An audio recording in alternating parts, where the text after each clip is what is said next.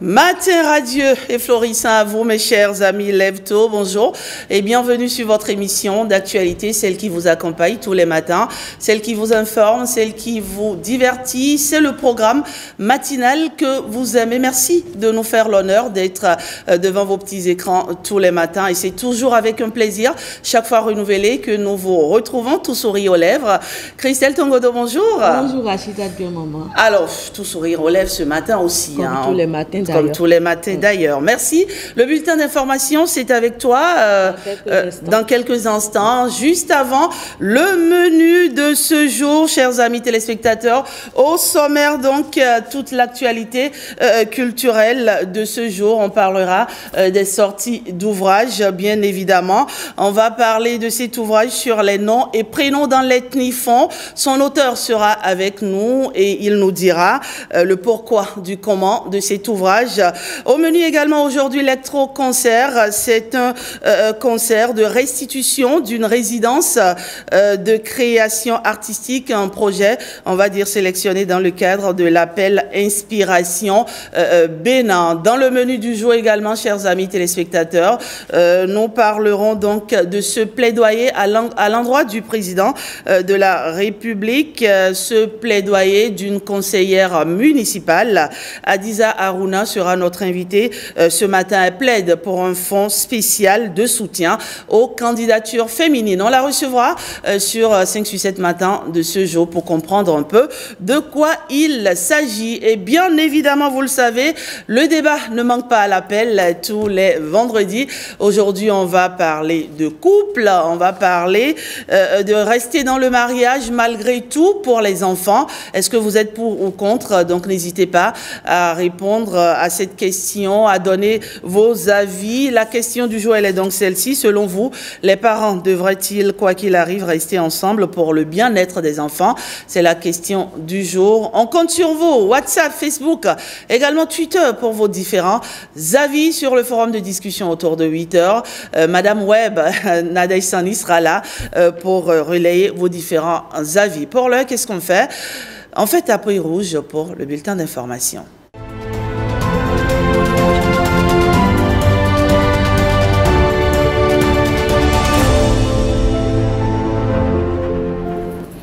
Plaisir de vous retrouver. Bonjour, bienvenue au bulletin d'information. Démarrons tout de suite avec les nouveaux ambassadeurs accrédités près le Bénin, de la Chine au Canada en passant par le Niger, la Côte d'Ivoire ou encore le Vatican. Ces diplomates viennent avec une mission: renforcer les liens entre leur pays et le Bénin. Précision: Marcela Rossi, Patrick Benou, Jean Ombimé, Mathieu Sokenou et Mohamed Bio. C'est encore un moment clé de la diplomatie béninoise. Patrice Talon accueille de nouveaux ambassadeurs accrédités auprès du Bénin. Chacun porteur d'ambition et d'amitié renouvelée. Rituel qui consacre leur prise de fonction officielle et le renforcement des liens entre le Bénin et leurs nations respectives.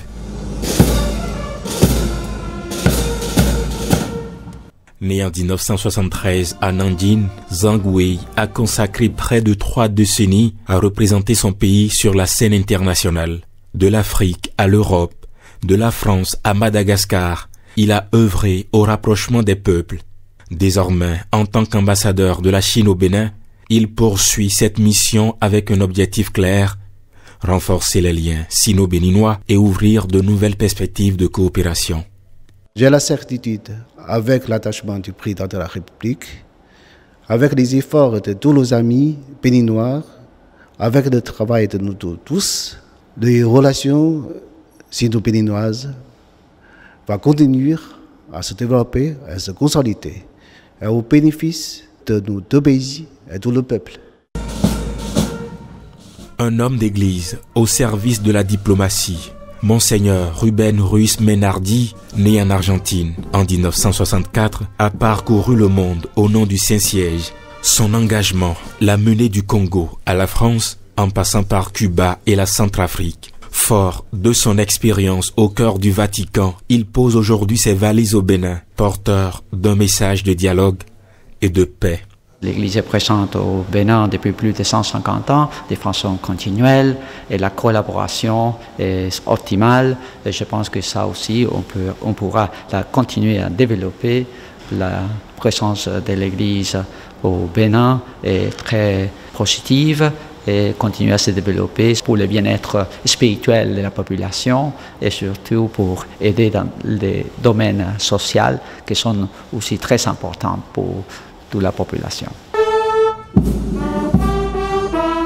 40 ans de carrière au service de la justice nigérienne. Kadade Chaibou, magistrat chevronné, a gravi les échelons des tribunaux locaux jusqu'à la Cour de cassation. Son parcours est marqué par une quête constante d'équité et de rigueur. Désormais, c'est au Bénin qu'il représentera son pays avec la même exigence et la même dévotion. Nous nous réjouissons maintenant de l'établissement de confiance aujourd'hui entre le Bénin et le Niger. Maintenant, tout notre souhait, et de par l'entretien qu'on a eu avec le chef de l'État, c'est en tout cas dans la mesure du possible, essayer d'aller directement dans la composition de la commission mixte nigéro-béninoise, donc dans le rôle et de se pencher par rapport à tous les différends qui intéressent les deux pays. Des couloirs d'Accra au bureau de Port-au-Prince, Tina Goutry a bâti sa carrière au rythme des défis du développement international. Experte en coopération, son engagement l'a menée de l'Afrique à Haïti en passant par le Moyen-Orient. Aujourd'hui, en tant qu'ambassadrice du Canada au Bénin, elle met son expérience au service d'un partenariat renforcé. Le Canada va faire avancer ses relations diplomatiques avec l'Afrique. Pour le Bénin, ça veut dire que le Canada a confirmé notre intention d'ouvrir une ambassade à part entière ici au Bénin. D'autres priorités pour le Canada, non seulement en Afrique, mais aussi au Bénin, incluent la croissance économique. Ici, il y a beaucoup de potentiel de faire avancer les relations commerciales entre le Canada et le Bénin. Fin connaisseur des rouages de la CEDEAO, Siaka Sissoko a passé sa carrière à tisser des liens entre les nations africaines. De Conakry à Abuja, il a piloté de grands programmes régionaux. Son arrivée au Bénin marque un nouveau chapitre dans son engagement pour l'intégration et la coopération africaine. D'abord, nous avons réitéré les relations historiques d'amitié et de fraternité entre nos deux pays. Et ensuite, nous avons évoqué les différentes pistes. Disons, on a déjà une coopération, mais comment raffermir les relations de coopération que nous avons déjà entre nos deux pays dans divers domaines, notamment dans le domaine de l'éducation, l'enseignement supérieur, à travers des programmes d'échange interuniversitaires. Nous avons également évoqué la nécessité de renforcer la coopération en matière de défense et de sécurité. Des sciences physiques à la diplomatie, le parcours d'Assielou Félix Tanon est à l'image de la polyvalence ivoirienne. Ancien conseiller à la présidence, expert en relations internationales, il a joué un rôle clé au sein de la CEDEAO. Aujourd'hui, il met son expérience au service du rapprochement entre Abidjan et Cotonou. Aujourd'hui, nous avons des entreprises ivoiriennes, nous avons aussi des entreprises béninoises qui peuvent contracter, qui peuvent échanger, se renforcer pour aller vers d'autres marchés. Nous avons des entreprises ivoiriennes qui peuvent venir s'installer ici. Nous avons des entreprises béninoises qui peuvent aller s'installer en Côte d'Ivoire. Heureusement que nous avons la zone de libre-échange continentale. Diplomate, enseignant, écrivain, Antite Moussen est un homme de lettres et de relations. De Tunis à Ankara, il a multiplié les expériences alliant diplomatie et transmission du savoir. Son expertise en relations internationales sera désormais un atout pour renforcer les liens entre la Tunisie et le Bénin. Tout le monde est satisfait des relations qui existent entre nos deux pays et tout le monde est conscient que ces relations doivent être davantage une priorité pour les deux pays. Donc on est deux pays frères, deux pays amis, liés par des accords diplomatiques et politiques. Écho à présent d'une tournée de prise de contact qui va conduire le ministre conseiller en charge de la décentralisation dans plusieurs départements première étape, le zoo, 2 sujets étaient au cœur d'une séance de travail entre Rachidi Gbadamassi et les membres de la conférence administrative départementale. Le fonctionnement des différentes unités administratives locales et le niveau de mise en œuvre des réformes dans le secteur de la décentralisation. Pierrette Adayossi.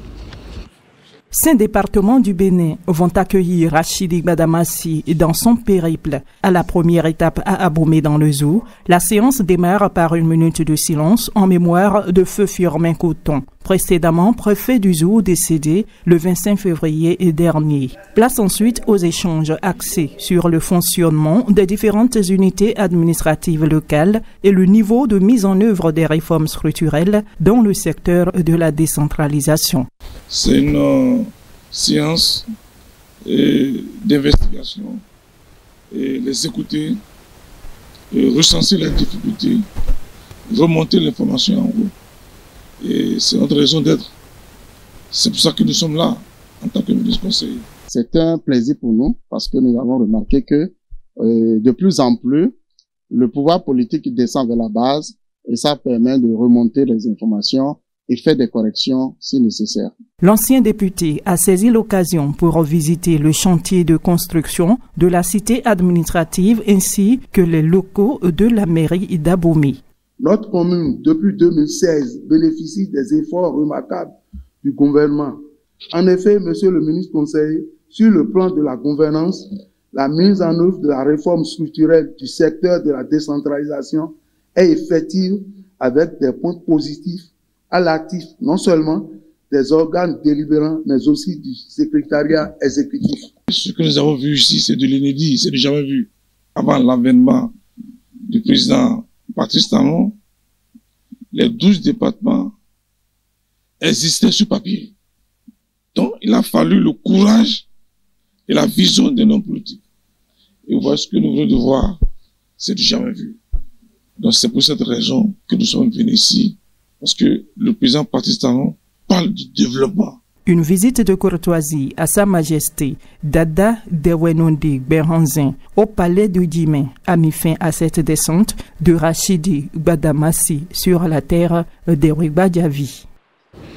Le leadership politique féminin au cœur d'une audience à la vice-présidence de la République.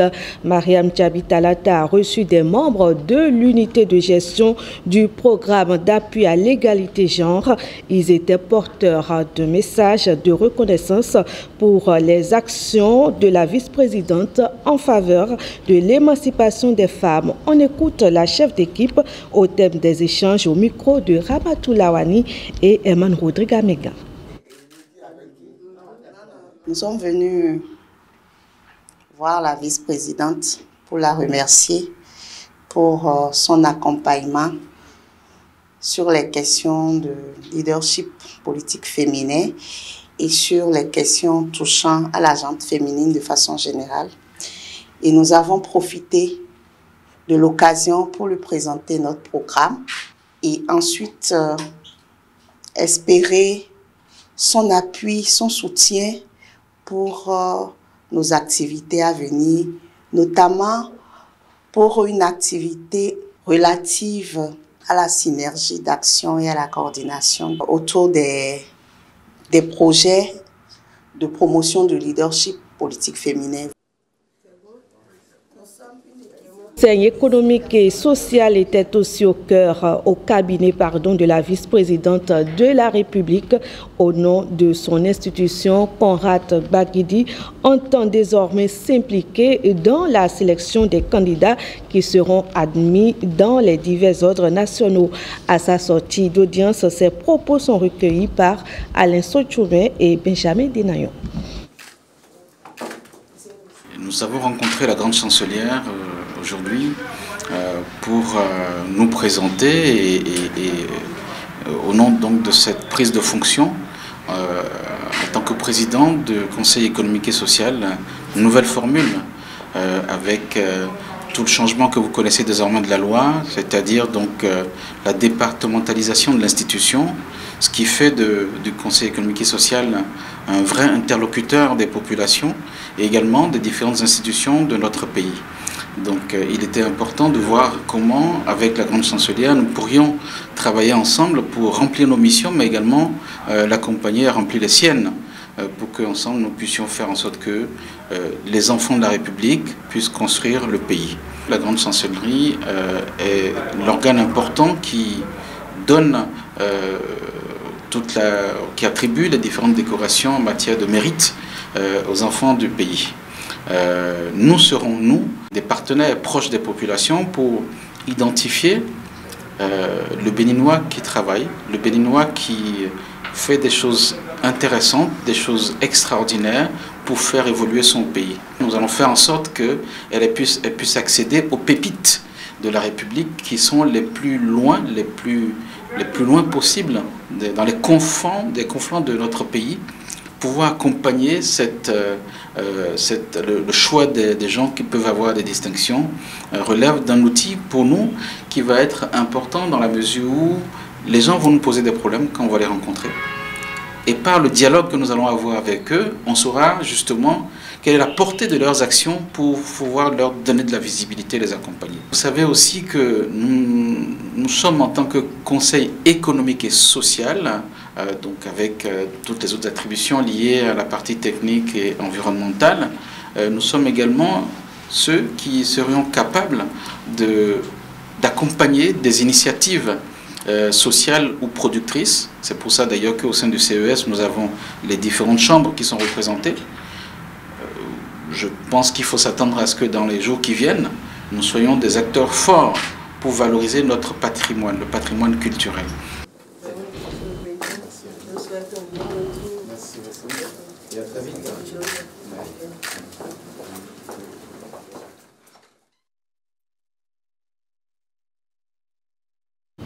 Et dans le reste de l'actualité, une mesure de régulation de la HAC, Bénin Web TV, est désormais suspendue et la carte de presse de son promoteur retirée en cause 2 articles publiés successivement sur le site internet et jugés non fondés. Les précisions avec Gilles Dansou et Ramatou Lawani.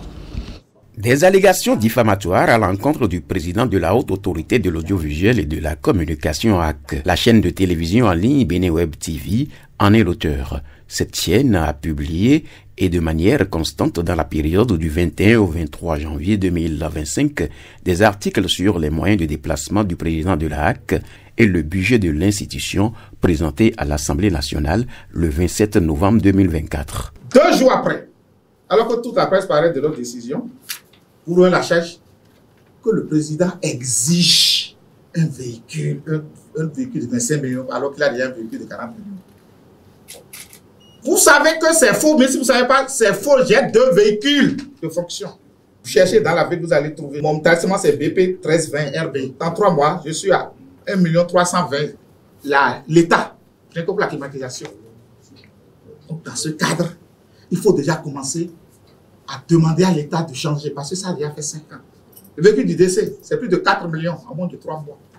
Il faut commencer à demander, mais pas dans le budget. Les éléments de réponse apportés sont loin de convaincre les conseillers à la HAC. La décision est prise. Considérant que dans ces articles publiés les 21 et 23 janvier 2025, le média en ligne Bénin Web TV a fait des allégations tendant à faire croire que la HAC a défendu des chiffres erronés à la commission budgétaire de l'Assemblée nationale le 27 novembre 2024, considérant que lors de la présentation de son projet de budget exercice 2025, la HAC n'a défendu aucun chiffre erroné et que son président n'a jamais exigé un autre véhicule de fonction sans attendre la notification de la décision numéro 25009/HAC.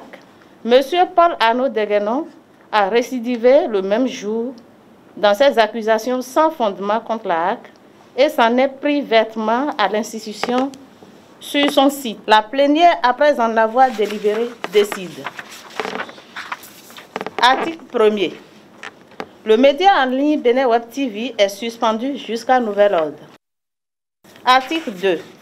La carte de presse de M. Paul Arnaud Deguenon, promoteur de médias en ligne Bénin Web TV, est retirée. Le respect du code de déontologie de la presse doit être notre credo.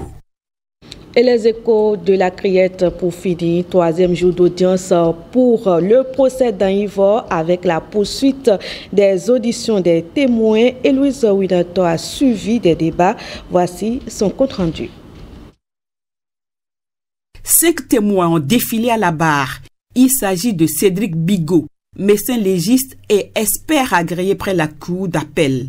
Brice Tokpanou, huissier de justice, il dit qu'il n'était pas présent au moment de l'exhumation du corps le 27 septembre 2010, qu'il en a fait le scellé le lendemain. Le frère du co-accusé Donatien Amousso a raconté les conditions de l'arrestation de son frère en visioconférence depuis la Côte d'Ivoire. Tchédi Tchiakpe, alias Dada Gbezé, déclare que Alofa l'a désigné comme le commanditaire de l'assassinat de Daïvo alors qu'il ne connaissait pas la victime. L'homme qui se présente comme le roi de Ouida et chef suprême de Tron déclare qu'il a fait 5 ans en prison et que son véhicule qu'il a acheté a été déclaré appartenant à Daïvo. Alofa, appelé à la barre pour un débat contradictoire, avoue qu'il a menti sur son compte et que tout a été monté pour faire croire qu'il était impliqué dans cet assassinat. L'ancien chef de la sécurité rapproché du chef de l'État, lui, affirme qu'il a reçu des mains de l'ancien président Boniaï 1 million de francs CFA, mais il ignore les raisons de ce geste à son égard. Aussi, Donatien Amoussou avoue que le colonel Séverin Koumassegbo lui a remis 500 000 francs CFA. En contrepartie, il a accepté de prendre le téléphone de Daïvo et ensemble avec le colonel, ils l'ont déposé à Océan FM. Les noms de Julien Pierre-Akbaki, ex-directeur de l'ORTB et d'autres personnes ont été cités abondamment. Il existe encore beaucoup de zones d'ombre que la Cour a décidé d'élucider dans cette affaire. Le président de la Cour décide de proroger l'audience aussi longtemps que possible pour que justice soit rendue. L'audience est suspendue pour être reprise le mercredi prochain. La Cour! Et c'est fini pour ce bulletin d'information que je vous remercie d'avoir suivi. Merci Christelle Tongodo et on suit de très près, n'est-ce pas, cette actualité liée au procès d'Anivor. Merci Christelle, on va se retrouver la semaine prochaine, ce sera tout. Quelque chose à dire Bonne suite d'émission. Merci ma chère. Allez, on poursuit par ici. Bon matin à vous, chers amis téléspectateurs, et merci d'être sur votre programme matinal d'actualité. C'est ici qu'il faut être et toute l'équipe est au taquet pour vous servir. Bien évidemment, c'est ce que nous faisons tous les jours. Toute l'actualité culturelle, c'est ici et maintenant. Et donc, nous allons dans un moment en parler. Juste le temps pour moi de vous rappeler la question en débat ce matin. Couple, faut-il rester ensemble pour les enfants? Mes débatteurs nous retrouveront autour de 8 heures et nous allons décortiquer ce sujet. Et vous qui êtes à la maison, vous avez bien entendu la possibilité d'interagir avec nous sur le forum de discussion en répondant à la question suivante. Selon vous, les parents devraient-ils, quoi qu'il arrive, rester ensemble pour le bien-être des enfants? Je compte sur vous. C'est l'heure pour nous d'aller bien entendu à la revue des titres.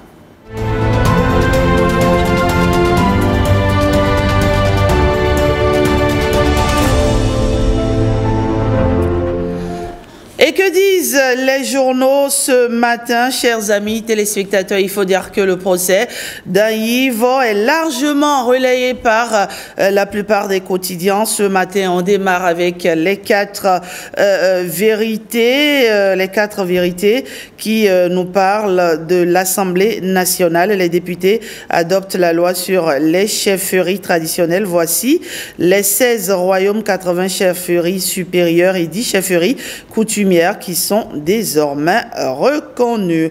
Le matinal à présent, cadre juridique de la chefferie traditionnelle au Bénin, l'intégralité de la loi adoptée, 16 royaumes, 62 chefferies supérieures et 10 chefferies coutumières reconnues, tout sur les nouveaux modes de désignation, plusieurs avantages conférés au roi.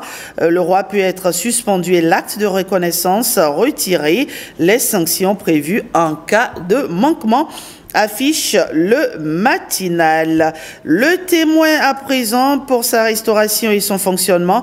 Enfin, un cadre juridique pour la chefferie traditionnelle au Bénin, s'exclame le témoin. On jette Maintenant, un coup d'œil du côté du quotidien Le Matin, Assemblée nationale, vote de la loi sur la chefferie traditionnelle, 16 royaumes, 80 chefferies supérieures et 10 chefferies coutumières reconnues au Bénin. Alors, voyons voir du côté de l'emblème, loi pour encadrer la chefferie traditionnelle. Les députés votent un test historique, informe l'emblème.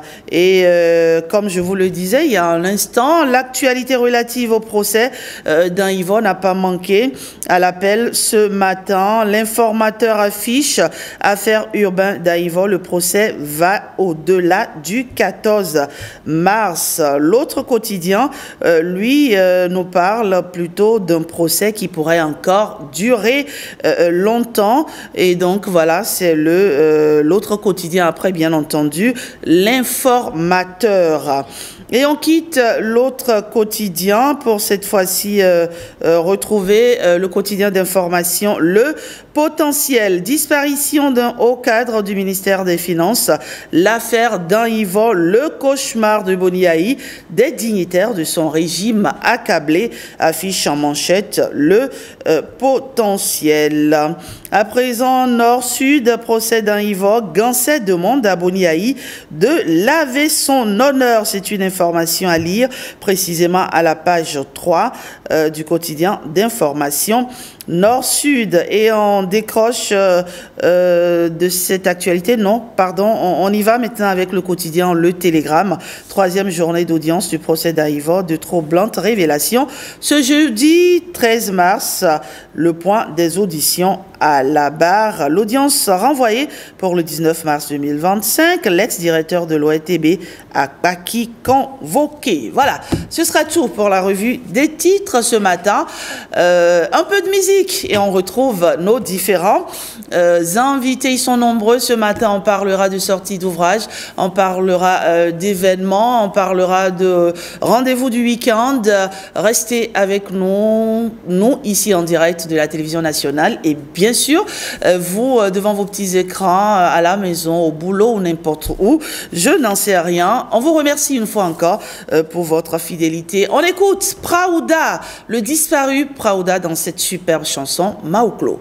Maouklo de l'artiste Praouda qui s'en est allé, laissant derrière lui, on va dire, une famille plongée dans la tristesse et surtout une page inachevée de sa si belle histoire. Et dans cette chanson, il nous dit simplement de ne jamais considérer notre vie comme une misère. Voilà, on peut partir, comme on dit souvent, on peut partir de zéro pour devenir un héros. Et n'oubliez surtout pas, chers amis téléspectateurs, que la grandeur de Dieu est un puissant encouragement pour ses enfants. On y va tout de suite à la rencontre de notre coach bien-aimé, coach Fulgence Arwangono, et c'est la rubrique bien-être.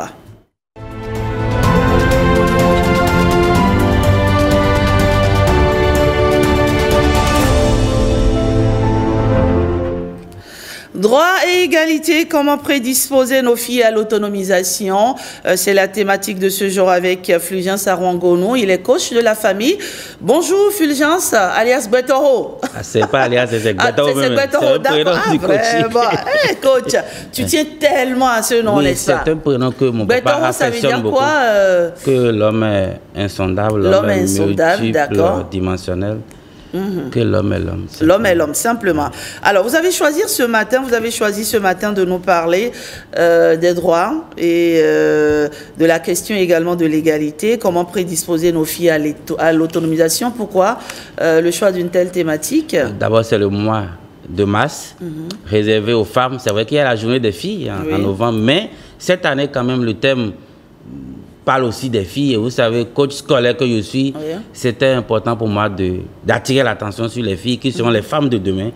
D'où ce thème, on a fait que on a enlevé les femmes et on a voulu parler des filles parce que les filles d'aujourd'hui sont les femmes de demain. Voilà, très bien, c'est ce que j'allais dire. Alors, qu'est-ce que vous y mettez? Qu'est-ce que vous avez envie de dire ce matin aux filles du Bénin? D'abord, ce que j'ai envie de dire, c'est de commencer par définir d'abord l'autonomisation. L'autonomisation d'abord des femmes, c'est un processus dans lequel la femme influencent les différents compartiments de la société en s'engageant au même titre que les hommes. C'est-à-dire la femme influence les différents compartiments sociaux et économiques de la société, mais en s'engageant au même titre que les hommes. Et quand nous venons aux filles et qu'on parle de l'autonomisation, je parlerai des principes et des valeurs par lesquels les filles influenceront la société dans ces différents compartiments en s'engageant au même titre que les hommes. Donc ici, c'est les valeurs et les principes à s'approprier dès maintenant afin de s'engager quand même à influencer la société au même titre que les hommes. Alors quand nous parlons de ça, nous allons d'abord dans deux compartiments. Acquérir, s'approprier les valeurs, c'est d'abord à la maison et c'est après à l'école. Et ce matin, j'ai envie de parler aux filles, mais aussi aux parents. Et je dis que d'abord, dans l'environnement familial, la fille doit commencer par croire en ses capacités. Vous savez, il y a la notion de l'estime de soi, la carte d'identité intérieure de chaque... Comment je me définis. Et la manière de me définir dépend de comment je crois en moi, mais de la perception que les autres ont de moi. D'accord. Et je dis que dans l'environnement familial, nous devons tout faire pour que garçons et filles aient presque les mêmes tâches. Parce que si dans la famille, on vient changer l'ampoule et qu'on dit, non, attends ton frère, le retour de ton frère, c'est qu'on ne commence pas à douter de la capacité de la fille, qui peut aussi changer l'ampoule au même titre que le garçon. Il ne faut pas faire de distinction. Non, de distinction. D'accord. Il y a des tâches pour lesquelles on dit, non, laisse, quand ton grand frère sera là, il va le faire. Mais non, les filles aujourd'hui, encore qu'elles sont même souvent premières en classe. Donc, je voudrais d'abord dire aux parents que dans l'environnement familial, qu'il y ait l'équilibre des tâches. D'accord. C'est très important. La première chose. La deuxième chose? La deuxième chose, c'est qu'on revient maintenant aux garçons qui seront les hommes de demain, les amener à avoir une perception plus valorisante des filles. En disant presque les mêmes choses. Actuellement, sur les matchs un peu partout, les garçons ne peuvent pas rester au salon et attendre que les filles apportent la nourriture. Vous savez, lorsque vous savez comment on prépare une nourriture, quand vous serez homme demain, ce n'est pas facile de dire que la nourriture est trop salée. Quand vous connaissez le processus, même si c'est salé, vous trouvez une manière de dire. Donc si on amène les garçons d'aujourd'hui à faire aussi les mêmes tâches que les filles, elles auront une perception plus valorisante. C'est leur manière de voir la femme. D'accord. Demain, cette manière ne sera pas la même. Elle est différente. Oui, oui. C'est pas que le garçon qui est le roi, qui ne veut rien faire, mais non, non, attention. Tout ce que la fille fait, nous voulons que les garçons aussi fassent pour qu'il y ait une complémentarité dans l'environnement familial. Ensuite, nous venons à l'école. D'abord, à l'école, qu'est-ce que je dis aux parents? C'est ce que je dis en tant que coach scolaire. Il faut que nos filles s'approprient l'approche par capacité. Qu'ils aient un objectif à l'école, leur apprendre à décider, à vouloir, se dire qu'est-ce que je veux. C'est ce que je dis tous les jours, on ne va pas revenir là-dessus, avoir un objectif, avoir un emploi du temps, parce qu'elles sont aussi gestionnaires demain. S'évaluer, c'est la trilogie du succès. C'est important pour les filles de s'approprier cela. Mais ce qui m'intéresse, ce qui vraiment pour moi est majeur, vous savez, se voir dirigé par les femmes, c'est une très bonne chose. Mais vous savez, le problème des hommes, c'est qu'on n'est pas habitué à se voir dirigé par les femmes. Je demande aux ONG, et moi j'ai essayé de le faire, à tous ceux qui travaillent l'année prochaine d'aller dans les écoles et de travailler à ce que nos filles soient responsables de classe. Je dis ce matin, la rentrée prochaine, moi j'ai essayé de faire, vous savez, les écoles où je fais cours de coaching, j'aime dire au drapeau que les filles, je les soutiens, que je vais les accompagner pour la campagne, c'est une manière de les motiver. Et j'ai vu des responsables filles, parce que le problème c'est quoi? Lorsque vous êtes garçon et que vous avez eu des responsables filles, vous êtes déjà habitué à être dirigé par une femme. D'accord. Donc vous êtes prédisposé demain à avoir une présidente de la République femme, à avoir des DG femmes. Parce que dans votre cursus, combien de responsables d'étudiants filles nous avons? Vous savez, si ça commence par le bas, nous prédisposons progressivement nos filles à gouverner, à gérer, à s'approprier ces valeurs, et nous habituons les garçons à se voir dirigés par les femmes. D'accord. Et moi je dis l'année prochaine, il faut qu'on fasse ce combat. Filles aussi, quand il y a deux responsables, il faut que ce soit une fille c'est la fille qui soit même première responsable de classe, pourquoi pas? Mais ça change beaucoup quand même aujourd'hui. Non, ça a beaucoup changé. Oui, ça a beaucoup changé. Non, ça a beaucoup changé. On sent même au niveau des... On sent dans les classes que les filles, elles osent beaucoup. Elles sont souvent même premières. Hein. Ah oui, oui, moi, souvent. Moi, j'ai remarqué. Hein. Rapidement. Les filles, elles travaillent beaucoup. Elles travaillent beaucoup. Oui. Et ça change déjà les perceptions. C'est vrai que les garçons voient beaucoup plus de filles premières, mais il faut qu'elles voient aussi beaucoup de filles responsables de classe, responsables d'amphis, et responsables de présidents d'associations des étudiants. Ça va changer progressivement cette perception et amener les garçons à dire mais j'ai tout le temps eu responsable fille, Pourquoi ne pas avoir DG femme? Parce qu'il y en a qui se disent, bah écoutez, pourquoi élire une femme présidente de la République? Jamais on le verra, jamais ça par va ici. Vite venir, ça va vite venir. Vois, on a une Amazon ici ce matin, et je la vois me regarder. Ça va vite venir. Ça va vite venir. Aruna est avec nous ce matin, conseillère municipale à Parakou. Ça va venir, n'est-ce pas? Moi, je suis convaincu. Et on se bat d'ailleurs pour ça. Oui, Comme j'aime bien le dire aujourd'hui, il n'y a plus de citadelle imprenable pour les femmes. Franchement, allez, osez, soyez audacieuses, lâchez-vous, brisez les barrières, allez au-delà de vos limites, rien n'est impossible. Rien n'est impossible, tout est réalisable. Et je voudrais que les parents accompagnent. Vous rêvez grand pour votre fille, proposez à votre fille d'être responsable de classe. D'accord. À la maison, ne dites plus telle tâche c'est pour les garçons, non. Et les garçons, amenez les garçons à faire ce que les filles font. Ça va changer ce regard que nous avons sur les filles. Exactement. Je dis les filles, elles ont ce potentiel, elles travaillent bien. Il faut qu'elles prennent le pouvoir et il faut que les hommes soient habitués à les voir gérer. Parce que la femme gère tout mieux. D'accord. Vous êtes avec nous ce matin, c'est vous qui faites l'émission. Merci, coach Guattaro. On vous retrouve tout à l'heure sur l'heure du débat. À tout de suite. Okay, donc, pour l'instant, on parle de prénoms et noms dans l'ethnifond. Guattaro s'en va et je reçois Tedoubé Alain Aimé Agbomarena. Il est auteur, essayiste. Il va me retrouver dans un instant avec lui. On va parler de cet ouvrage sur les prénoms et noms dans l'ethnifond. Une pratique pour pérenniser, on va dire tout simplement, notre identité. Bonjour, professeur. Bonjour, madame la journaliste. Comment allez-vous? Ça va très bien. Alors, on parle avec vous ce matin des prénoms et noms dans l'ethnifond. Il faut préciser que vous êtes professeur certifié, chercheur, consultant en médecine africaine, n'est-ce pas? Alors, pourquoi un livre sur les prénoms et les noms dans l'ethnifond, précisément? Un livre sur les prénoms et les noms dans l'ethnifond, oui, ou dans les langues maternelles de façon générale. Et vous savez, quand je prends une langue maternelle, c'est la première langue apprise par l'enfant dès son enfance. Oui. C'est la langue de première sociabilisation de cet enfant. Mais voilà un enfant qui comprend bien une langue, mais à qui on donne un nom dans une autre langue.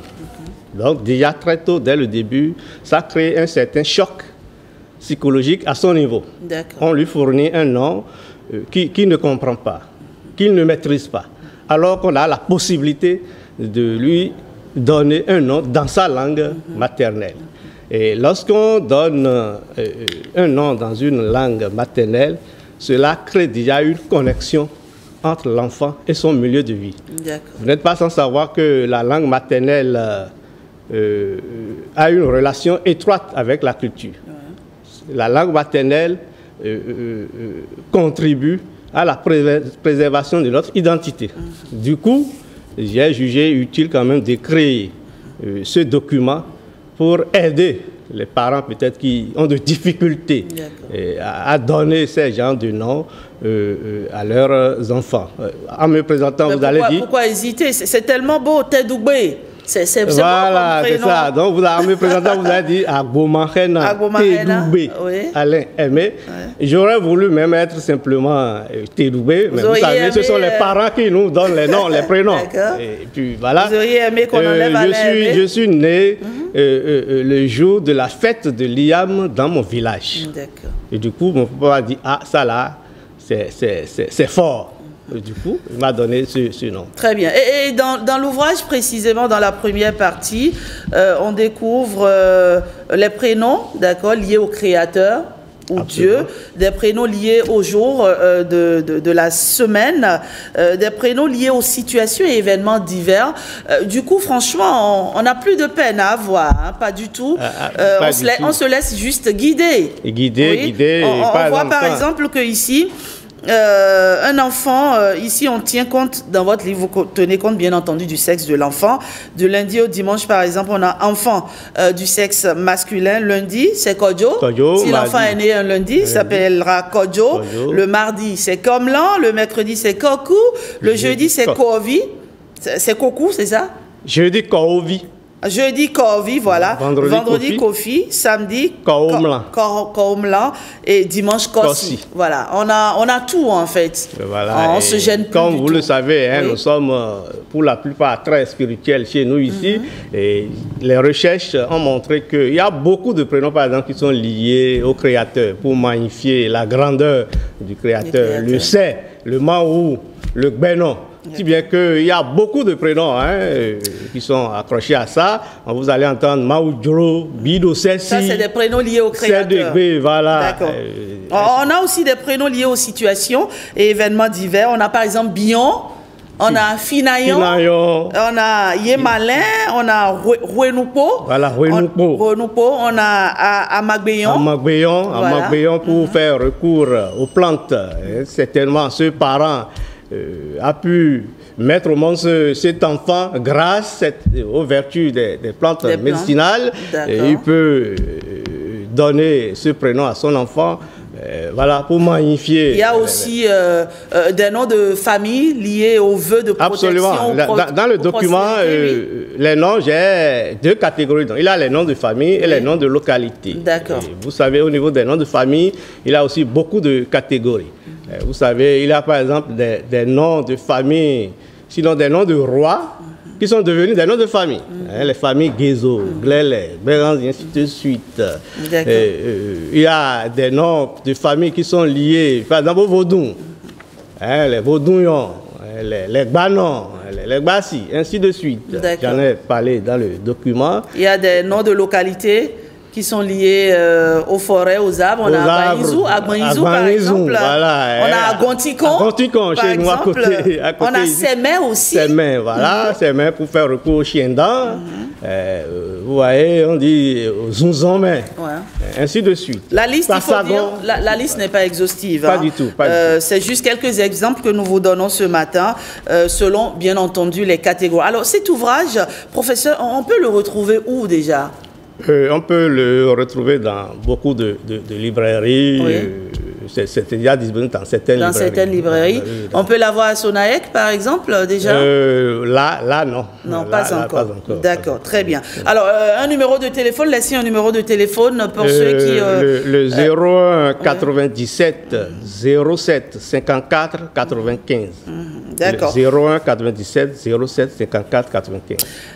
Monsieur professeur Tedoubé, voilà, Tedoubé, d'accord. Voilà. Professeur Tedoubé Agbomarena. J'espère que oh là là, bon, pardonnez-moi quand même. Pardonnez-moi, je suis pas fond. Ah, d'accord. Je fais des efforts. Donc je vais vous alphabétiser en fait. Ah, d'accord. Et vous allez m'alphabétiser dans votre langue. Il n'y a pas de souci. Allez, professeur, votre mot de la fin, quel appel vous lancez Comme je l'ai dit tantôt, nous devons promouvoir nos langues maternelles. Et à travers l'octroi de ces prénoms à nos enfants, c'est aussi une bonne manière de promouvoir ces langues. Et j'invite les téléspectateurs à déguster ce document sans modération. D'accord. Sans modération, prénom et nom dans l'ethnifond, une pratique pour pérenniser notre identité. Ce livre, cet ouvrage, en tout cas, vous aidera beaucoup, chers amis téléspectateurs. C'est important d'avoir aussi des prénoms qui nous ressemblent, des prénoms qui nous parlent, des prénoms qui ont finalement un sens, parce qu'on ne cessera jamais de le répéter. Le prénom que vous portez d'une certaine manière a une certaine influence sur votre personnalité, sur votre vie tout simplement. Il est important donc de savoir bien choisir les prénoms et noms de ses enfants. Merci à vous, professeur. Merci beaucoup. Ce sera tout. Et surtout, n'oubliez pas, appelez le 01 97 07 54 95. Allez, une parenthèse publicitaire rapidement et on retrouve d'autres invités.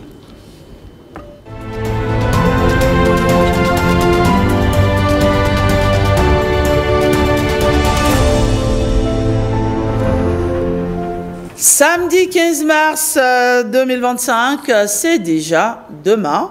Et demain, il y a un rendez-vous qu'il faut absolument prendre, chers amis téléspectateurs. C'est le rendez-vous du concert Lectro Wegbe.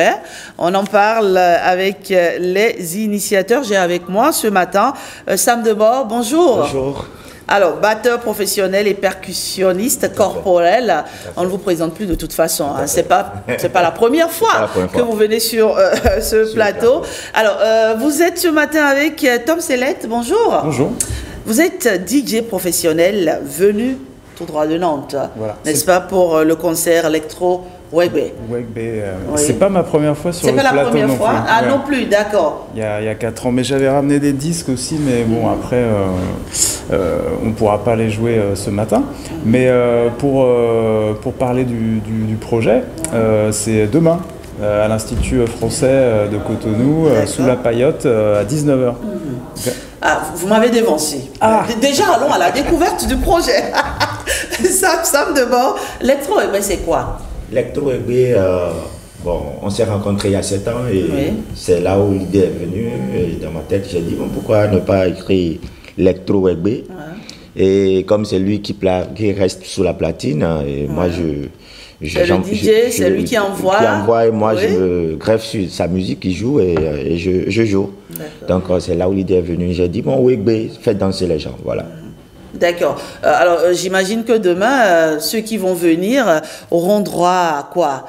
À beaucoup de musique, beaucoup d'énergie. Ils vont assez bouger demain. En fait, normalement c'est devant une scène qui va être, je crois, avec des places assises. Donc c'est à la fois un spectacle qu'on peut faire, une performance même, qu'on peut faire dans un festival pour que les gens dansent malgré les chaises, quand ça vous prend, ça vous prend. Voilà, vous poussez la chaise de côté et puis. C'est pas facile quand même, mais ça peut aussi se regarder et voyager aussi et passer un bon moment même assis. Je pense que les deux peuvent se faire parce que c'est musical, mais c'est aussi scénique et visuel parce qu'on a une danseuse aussi, Florence Niarigo. Elle aurait dû d'ailleurs venir sur ce plateau. Ce plateau, ce matin, on l'a annoncé. Qu'est-ce qui s'est passé? Et Sam Debord? C'est technique. Oui, voilà. D'accord. Elle a été en déplacement sur Nati, donc le temps de se rendre sur Cotonou, c'est ça qui a fait qu'elle n'est pas là. Alors, il faut préciser que c'est un concert de restitution d'une résidence création artistique, suite bien entendu à un projet sélectionné dans le cadre de l'appel Inspiration Bénin. Parlez-nous-en un peu plus. Oui, c'était un appel à projet, donc on remercie bien sûr l'Institut et cette démarche-là, déjà de nous avoir fait confiance sur un tel projet. Moi je connaissais Sam, mais je ne connaissais pas Florence par exemple. D'accord. C'est une belle rencontre. Bien sûr. Et c'est des choses qu'on peut difficilement envisager en France. Voilà, je vous le dis directement, donc vraiment bravo au Bénin, à l'Institut français de Cotonou qui nous permet ça. Et il fallait, les critères dans le projet, c'était de collaborer avec un artiste qui était dans l'univers scénique ou artistique béninois. Voilà. Très bien. Alors, Sam Debord, l'électro, c'est pour dire quoi? Wegbe, ça veut dire quoi? Wegbe, ça veut dire la danse. La danse, d'accord. L'électro? Oui, l'électro, comme c'est lui qui reste sous la platine, qui envoie le son. C'est comme ça que le nouvel venu, on a décidé ensemble et puis voilà, c'est parti. Disons que l'électro, c'est parce que c'est une revisite, une exploration électronique des rythmes vaudounes. Voilà. D'accord, très bien. Voilà, ça, en fait. Cela se comprend aisément. Alors Sam Debord, toujours sans... Je ne peux pas me déplacer sans un instrument. Sans votre instrument. Alors qu'est-ce que vous nous faites ce matin déjà, Sam Debord? On avait prévu jouer ensemble, mais comme lui, il n'avait pas tout ce qu'il faut pour qu'on soit à l'aise sur le plateau, moi je vais essayer d'improviser. Sinon, lui, il a l'habitude de jouer avec les anciens disques, les vinyles. Donc du coup, moi je me greffe sur ce que lui joue et voilà. D'accord, là c'est honoré à volonté de Cotonou. Ah d'accord, franchement. Ah je vois notre artiste bien aimé, Jonas Pedro là. Hein? Jonas Pedro, voilà. Indispensable. Malheureusement, on n'a pas les outils, le matériel qu'il faut pour jouer ça ce matin. On va se contenter de ce que vous nous offrez ce matin, Sam Debord. Je commence par la musique corporelle. Allez-y, oui.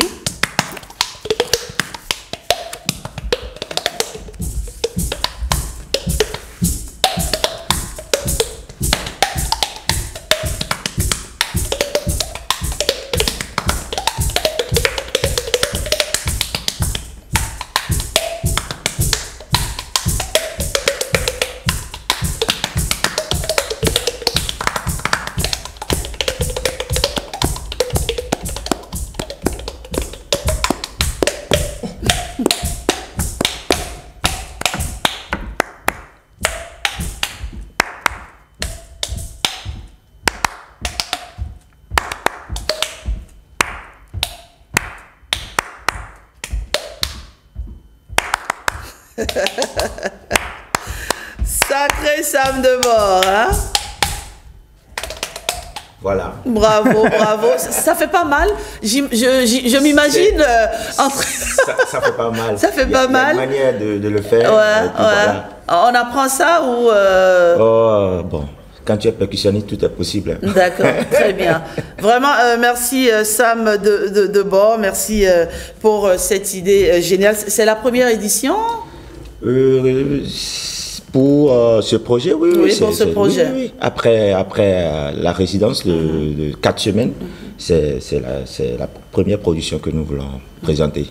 Alors, Tom Select, on peut dire que vous, c'est une belle histoire d'amour avec le Bénin. Ça fait des années que vous J'aurais vous alliez dire oui, avec Sam Debord. N'est-ce pas? C'est une belle histoire, finalement. Bien sûr. Ah bah ouais. Depuis. Qu'est-ce que vous aimez ici, chez nous, au Bénin? Avant tout, la musique. D'accord. Déjà, c'est ce qui m'a attiré ici. Ouais. Et puis, depuis, les gens, les amis, la nourriture.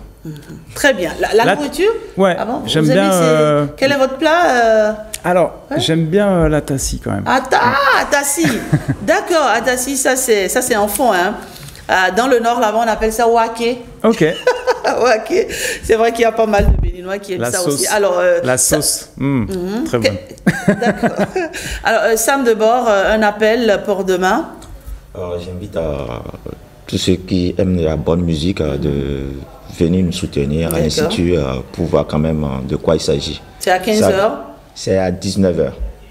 Voilà, à 19h, voilà. Samedi 15 mars, pardon, 2025 à 19h. C'est gratuit. C'est pas payant. C'est pas payant. Ouais, pourquoi vous insistez là-dessus? Parce que quand quand c'est gratuit, c'est ça? J'ai jamais dit ça. Allez, tous donc à l'Institut français de Cotonou, ex-centre culturel français, pour soutenir ce projet Conseil électro Ouagoué. Ça va être un moment assez génial en tout cas. Faites-y un tour, vous ne le regretterez pas. Sam Debord, allez, un peu de... Voilà.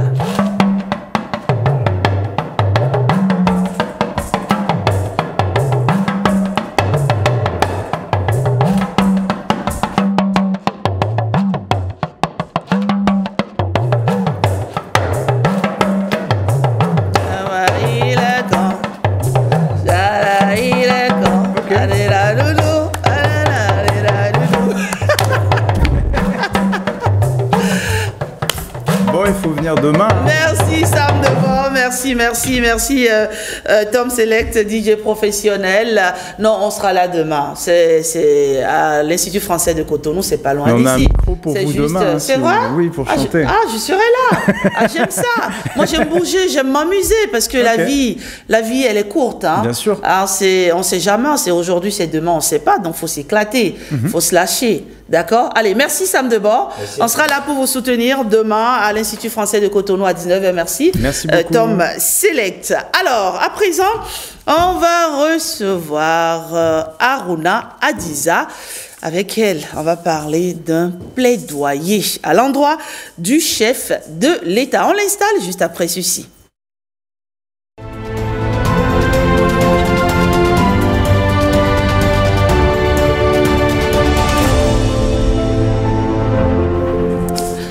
Sous le président Patrice Talon, tant de choses ont été faites au profit des femmes. Il faut le dire, les femmes bénéficient d'une attention particulière, saluée par tous. Adiza Aruna, conseillère municipale à Parakou, est pleine de reconnaissance ce matin.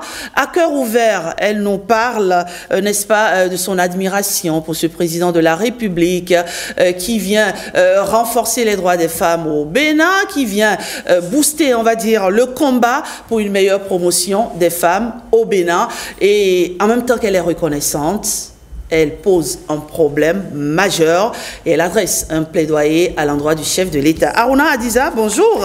Bonjour Madame la journaliste. Comment allez-vous? Bien, merci. Heureuse de vous retrouver. C'est toujours un plaisir pour moi de vous retrouver sur ce plateau. Absolument. Alors donc, Adiza, femme, politique, ça a commencé depuis des années.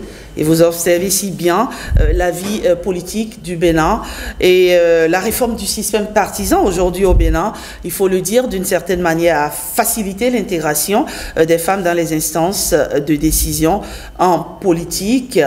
Vous validez ou pas? À nouveau, merci beaucoup. Vous venez de le dire, ça me fait quand même 16 ans de militantisme pour l'engagement de la jeunesse et le leadership de la femme en politique. Et l'intégration des femmes, bien sûr que je valide à 100%, parce que j'aime à le dire, jamais au Bénin, depuis 90, on a eu l'occasion de valoriser autant la femme en ce qui concerne sa représentation au niveau des instances publiques et surtout au niveau des postes électifs. Et donc, pour moi, grâce à ces réformes, nous avions pu effectivement voir aujourd'hui près de 30 femmes à l'Assemblée nationale. Donc, comment pourrais-je ne pas valider cela lorsque je fais partie des personnes qui se battent pour cela? D'accord. Et vous êtes précisément membre du Bloc républicain. Est-ce que la femme aujourd'hui est mieux valorisée au Bloc républicain, Hadiza Arona? Le Bloc républicain, mon parti, se bat activement pour valoriser la femme et surtout lui permettre de s'affirmer et d'avoir confiance en elle. Et au niveau du Bloc républicain, j'aime bien me vanter de cela, de vanter mon parti, pour dire que, par exemple, au niveau du bureau de l'Assemblée nationale, le Bloc républicain a une femme, en la personne de l'honorable Chantal Aïe, qui est questeur. Donc, c'est un poste de responsabilité. Et donc, le Bloc républicain s'en vante. Également, lors des élections, au-delà du quota réservé aux femmes, le Bloc républicain a pu positionner des femmes vraiment en position éligible. Nous avons eu des femmes en tête de liste dans plusieurs circonscriptions électorales et donc c'est vraiment des éléments qui nous réconfortent et qui nous rassurent de ce que le Bloc républicain fait vraiment beaucoup de choses pour les femmes. Alors, à l'occasion du 8 mars, vous avez adressé une lettre ouverte, n'est-ce pas, au président de la République. On l'a suivi par médias interposés. Et donc, du coup, quel est le contenu de votre message? Effectivement, le 8 mars, pour moi, vous savez, c'est une date forte, c'est une date formidable parce que je me retrouve dans cette date-là au nom des luttes que font toutes les femmes. Et donc, à cette occasion, j'ai voulu, dans un premier temps, vraiment reconnaître tout ce que le chef de l'État est en train de faire pour la promotion de la femme au niveau des instances de décision, mais aussi au niveau des postes électifs. Et donc, j'ai profité également parce que il reste encore tellement de choses à faire, tellement de choses à faire. Et l'une des choses qui me paraissent vraiment essentielles, c'est la question du financement. Nous sommes là. Nous avons tellement de femmes compétentes au Bénin, un peu partout. Nous avons des femmes qui ont la volonté, qui ont la capacité, qui ont des idées formidables à mettre sur la table, mais pourtant, elles sont freinées. Elles sont freinées par le manque de financement. Et j'ai l'impression que c'est un sujet qui passe plus ou moins inaperçu. On n'en parle pas. On n'en parle pas, mais lorsqu'on parle d'autonomisation de la femme, c'est parce que nous pensons qu'effectivement, cette femme est en manque. Cette femme n'est pas au même pied que les hommes. Et ça se ressent même au niveau politique. Vous savez, la politique, c'est la visibilité. La politique, c'est vraiment des idées. Aujourd'hui, je suis sur vos plateaux. Merci pour cette invitation, mais il me faudrait certainement payer beaucoup dans les services pour pouvoir passer sur les médias. C'est de l'argent. Et donc, dans mon message, la communication, se fait connaître davantage, avoir plus de visibilité. Oui, sinon après, les partis vous diront, mais on ne vous connaît pas. Mais on veut nous connaître comment? Pour nous connaître, il faut nous donner les endroits où nous allons nous faire entendre. Et ça nous demande de l'argent. Pour nous faire connaître, il faut poser des actions dans nos communautés. Ça demande de l'argent. Mais ça va venir d'où? Déjà, la femme, elle se consacre à sa famille. Le peu qu'elle a, elle veut mettre dans sa famille, s'il faut encore diviser cela pour aller dans la politique, ça devient compliqué. Très compliqué. Vous pensez que c'est un gros frein, c'est une grosse barrière à l'émergence des femmes C'est vraiment une grosse barrière. Ouais. Et donc, pour cela, je me suis dit, mais on peut faire quelque chose. On peut faire quelque chose. Et j'ai donc fait des propositions dans ma lettre. J'ai parlé, par exemple, de mettre en place une subvention, un fonds spécial. Vraiment un fonds spécial pour les femmes. À travers, par exemple, cette subvention, le gouvernement peut mettre en place une subvention pour soutenir les femmes en politique. Il va y avoir des critères de sélection pour qu'on puisse dire, au bout de cette année, par exemple, tel nombre de femmes pourraient bénéficier de cette subvention pour pouvoir travailler à leur visibilité. Nous pouvons aussi exiger des partis politiques qu'une part du financement public soit allouée aux femmes candidates, aux femmes en politique. Et ça se fait ailleurs. Au Mexique, par exemple, 3%. Exigence est faite aux partis politiques que 3% de leur financement public puisse être alloué aux femmes politiques, pour financer, par exemple, leur formation, pour financer leur communication, pour donc vraiment renforcer leur présence. Et au-delà de cela, on peut également mobiliser les entreprises, les institutions financières pour, à travers le sponsoring à la question de la femme, à s'investir également. Nous voyons au niveau, dans le sport, par exemple, les entreprises sponsorisent beaucoup les clubs. Donc, cette forme est bien possible, encore qu'aujourd'hui, on se bat pour qu'il y ait une budgétisation sensible aux gens dans les entreprises un peu partout. Et donc, c'est vraiment des choses qu'on peut faire. Par exemple, une entreprise qui décide accompagner les femmes en politique en s'investissant peut bénéficier, pourquoi pas, c'est que des propositions, par exemple de réduction au niveau des taxes, des impôts à payer pour vraiment encourager ces entreprises-là. Donc voilà un peu des idées auxquelles j'ai pensé pour vraiment cette question. D'accord, vous appelez le chef de l'État à la rescousse. C'est déjà beau ce qui se fait dans notre pays. On n'aurait pas imaginé avoir 24 femmes, plus de 24 femmes en tout cas, au Parlement. Aujourd'hui, on en a plus. On en a plus au Parlement. On n'aurait pas pu imaginer des femmes à un certain niveau de décision. Aujourd'hui, on a une femme vice-présidente, Madame Talata. Donc, vous demandez au président de la République de faire encore plus parce que vous pensez que c'est possible de le faire.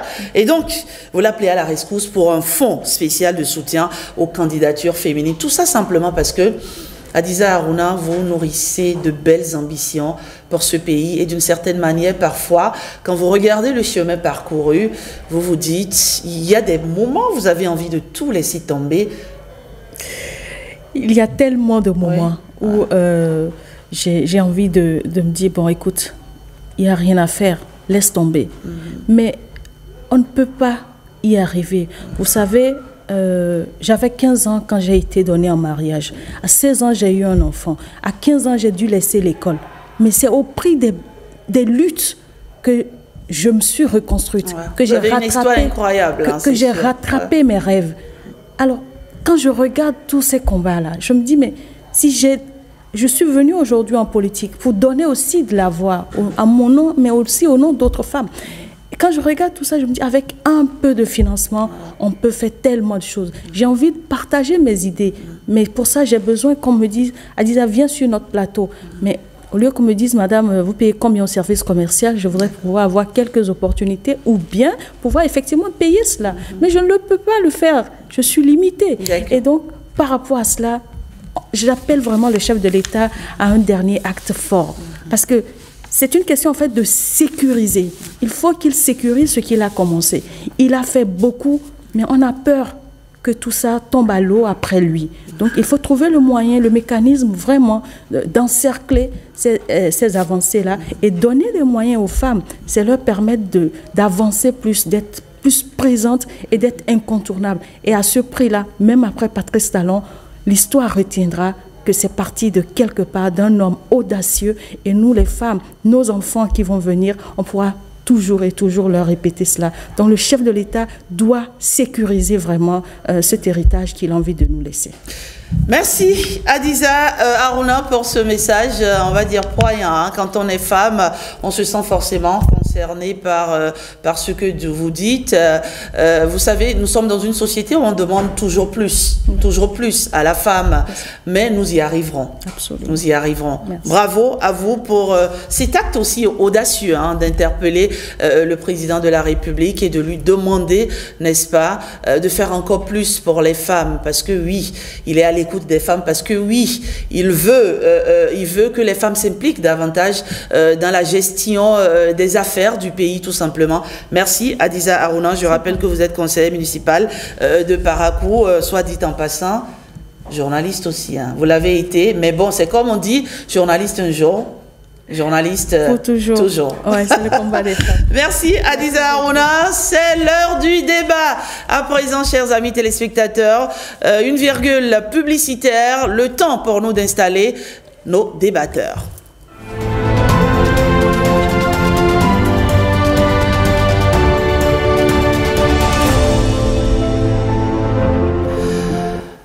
Faut-il rester ensemble pour les enfants? C'est la question en débat ce matin. Vous le savez, prendre la décision de divorcer n'est pas toujours simple, surtout lorsque l'on est parent.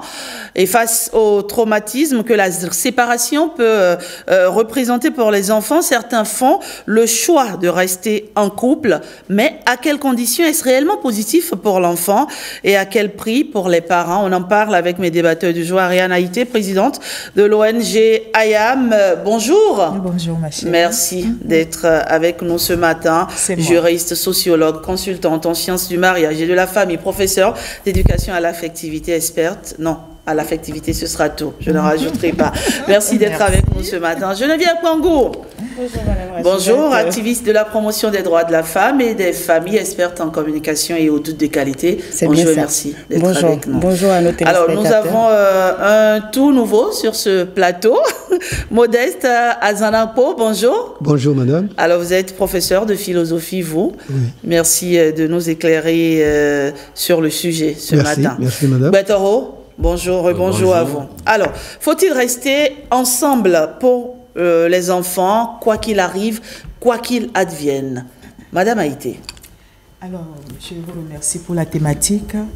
Bon, le mariage, c'est cette alliance-là qui engage quand même deux personnes à travers leur cœur, leurs émotions.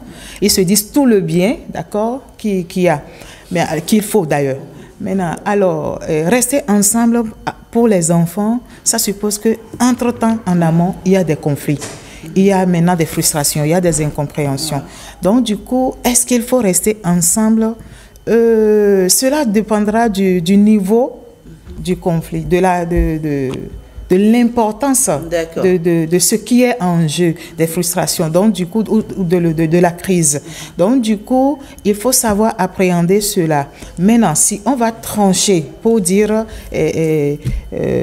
donner notre position réelle, personnellement, je pense que chacun sait dans quelle réalité il ou elle est et ce qu'il ou elle vit. Donc du coup, il va falloir que, en fonction de cela, ces personnes-là puissent se demander si réellement elles peuvent supporter cela jusqu'à la fin, histoire quand même de s'épanouir psychologiquement, d'accord, financièrement, et voir également leurs enfants s'épanouir aussi. Donc, du coup, voilà un peu les points sur lesquels il faut surfer pour pouvoir décider. Coach Betoro, faut-il rester ensemble pour les enfants malgré que ça ne va plus, malgré qu'on n'a plus, on n'est plus vraiment là, malgré qu'on n'aime plus l'autre? Je me rappelle il y a quelques années, une dame m'a contacté. Oui. Elle était dans un processus de divorce. Elle voulait que je l'accompagne quand même pour qu'elle aille au bout. Je lui ai dit que le coach Fulgence, coach de management de la famille que je ne suis pas un coach de divorce, mais je suis un coach de conciliation. J'ai refusé. Parce que dans mes valeurs individuelles et personnelles, je veux tous les jours pour que les familles, l'institution familiale soit renforcée. D'accord. Et ce n'était pas en phase avec mes propres valeurs. Ce matin, je suis venu vous dire d'abord que la conception de la famille en Afrique, ce n'est pas la même chose qu'ailleurs. Ce n'est pas pour rien qu'on dit vie ou tout, vie ou quelque chose. En Afrique, on estime que éduquer la famille, c'est d'abord, un enfant, c'est d'abord dans la famille qu'il le faut et que la famille reste une institution forte, indispensable, socialement vraiment active pour le développement. C'est d'abord la famille. Et quand je prends par la main, je suis clair là-dessus. En tant que coach, je dis, il y a la gestion des crises. Si en temps, on a décidé vraiment de rester ensemble, si on s'est aimé une fois, je pense qu'avec toutes les stratégies de gestion, d'harmonie, de gérer les crises, on peut encore croire que pour nos enfants, on va rester. D'accord, très bien. Avant de vous donner la parole, on va rapidement suivre cette vidéo de l'animatrice, présentatrice télé, Axel Frida Kunom. Ma chère Axel, tout est parti de là, en fait. Regardez et on en parle juste après. Moi, j'estime que une femme, à partir du moment où elle est en couple et qu'elle a fait des enfants avec son homme, elle est obligée de rester. Certains me diront, bon, écoute, non, il faut que la femme pense à elle-même et tout, mais je pense que non. Je pense que la femme n'est plus, elle ne s'appartient plus à partir du moment où elle a des enfants.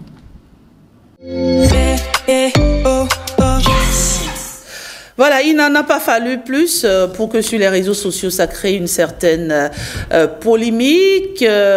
Certaines femmes ont été choquées par ces propos. D'autres l'ont soutenu. Geneviève Pango, quel est votre avis sur la question? Merci, Madame Rachidata. Vous et moi savons que personne ne se marie pour divorcer. Et la vie de couple n'est pas rose, elle est parsemée d'obstacles et de difficultés.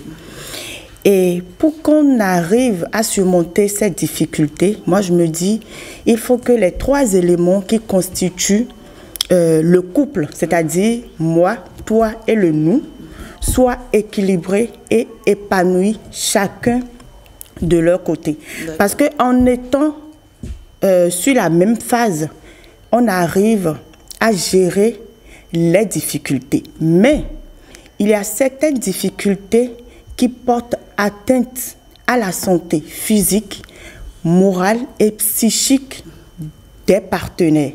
Et moi, je me dis, quand ça atteint ce niveau et qu'on essaye de régler la situation et qu'on n'arrive pas à trouver un terrain d'entente, moi, je me dis, il faut se sauver. Parce que parfois, le fait de se sauver permet à chacun, aux partenaires, de faire un travail sur eux-mêmes et de pouvoir connaître leurs erreurs à chaque niveau et pourquoi pas les corriger pour pouvoir revenir ensemble pour le bien des enfants. D'accord. Donc, vous estimez donc qu'on ne peut pas tout supporter juste parce que les enfants sont là.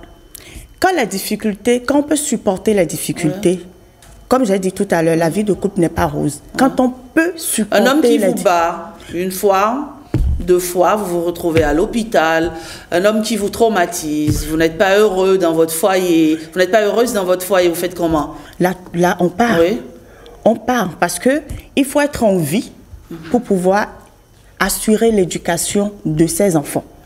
Un homme qui vous bat et que vous vous retrouvez tout le temps à l'hôpital, un jour vous n'allez plus vous retrouver à l'hôpital. Vous allez vous retrouver de l'autre côté du rideau. Et qui a perdu? Les enfants ont perdu et votre famille a perdu. C'est pour ça que je dis, si les difficultés, si on peut les gérer, il faut essayer de les gérer. Mais si on ne peut pas et que ça porte atteinte à la santé mentale et physique, quand je parle de santé physique, ce sont les violences. Mais Frida, elle dit, dès lors qu'on a des enfants, il faut rester dans le mariage. Oui, mais vous savez, chacun a sa perception des choses. Et il faut aussi dire que sur les réseaux sociaux, on n'a pas la totalité souvent des vidéos. Peut-être qu'après ça, elle a donné des arguments pour essayer quand même de faire comprendre son point de vue aux gens. Mais cette partie-là, nous ne l'avons pas vue. Parce qu'on ne peut pas être en train de te battre et tu seras en train de te retrouver à l'hôpital et dire qu'à cause des enfants, je vais rester là. Si tu pars, qui s'occupe des enfants? C'est mieux d'être en vie et de pouvoir éduquer ses enfants que d'être de l'autre côté du rideau. Et le piège, c'est que quand les parents ne sont pas épanouis, je parle des parents parce qu'il y a des hommes aussi qui se font battre par leurs femmes. J'en connais. Quand les parents ne sont pas épanouis, cette situation déteint sur les enfants. D'accord. D'accord. Alors, Modeste Azanapo, vous êtes, on va dire, un peu la personne âgée sur ce plateau. Vous en avez vu des vertes, des mûres et des pas mûres. Vous en avez vu des choses dans votre vie. Est-ce qu'on peut en venir à la conclusion selon laquelle, quel que soit ce que vous vivez dans votre foyer, d'accord, vous devez y rester pour les enfants? Merci Madame la journaliste. C'est une thématique dialectique, parce que on ne peut pas vivre le calvaire et rester. Parce que quand le pronostic vital de la femme est atteint, elle est obligée de se recroqueviller sur elle-même, de trouver d'autre part où y vivre, en attendant de gérer l'éducation de ses enfants. Parce que souvent, enfant, on dit, le ya dit vioutou. Voilà. Et coach a dit vioutou. Et vous dites, je ne serai pas derrière l'enfant et il mourir et perdre ma vie. D'accord. Pour ça, je préfère vivre et après, nous allons nous revoir pour discuter des problèmes des enfants. C'est l'idéal quand il y a l'enfer. Mais dans le cas où on peut encore réparer, il faut réparer. Parce que selon la conception religieuse, la femme quittera ses parents, va rejoindre l'homme et ils formeront une seule chair. Et lors du mariage, il est toujours demandé au couple de prêter un serment, d'être ensemble pour le meilleur et pour le pire. À cet effet, on doit quand même chercher toujours un terrain d'entente où y vivre et ne pas permettre aux enfants de vivre la vie d'errance. Parce que lorsque deux félins se battent, ce sont les zèbres qui en pâtissent. Exactement. Lorsqu'il y aura divorce, qui seront les plus perdants? Ce sont les enfants. Alors, on doit donc nuancer les propos de l'influenceuse. On doit nuancer, c'est d'ailleurs l'idéal. Ça ne peut pas être une règle établie. Non, pas du tout. C'est pas possible. D'accord. Pas possible. Elle n'est donc pas, elle est dans le vrai. Les propos qu'elle assume... Bon, ça c'est un rêve. Hein.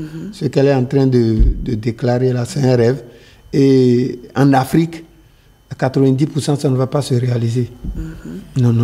Mais avant, Madame Haïté, elle continue en disant, elle dit, avant, nos mamans demeuraient sous le toit des hommes, malgré tout. On va à nouveau l'écouter. Aujourd'hui, on estime que quand dans une relation, il y a un petit pépin, ou bien quand on n'arrive plus à s'entendre, il faut se quitter en même temps. Je pense que ce sont les générations actuelles qui sont en train de promouvoir cela. Il faudrait, les femmes surtout, qu'on réfléchisse autrement et qu'on se demande, mais il y a 50 ans, il y a 40 ans, 20 ans en arrière, comment nos mères elles faisaient? Vous n'allez pas me dire qu'aucune des anciennes mamans là n'était heureuse en mariage, même si c'était des mariages polygames. Donc comment ça se faisait? Il faut qu'on réfléchisse autrement, qu'on ne se dise pas, ben écoute, s'il me dit merde une fois, c'est fini, la relation est finie, je ne peux pas le supporter. Ah non, il ne fait pas ci, il ne fait pas ça, non. Voilà, coach Fulgence Arwangono, est-ce que vous pensez que aujourd'hui les jeunes femmes que nous sommes, banalisons un peu le mariage, on a tendance à partir pour un oui ou pour un non, comme elle le dit? Je vais partir d'un exemple que j'ai encore sous la main.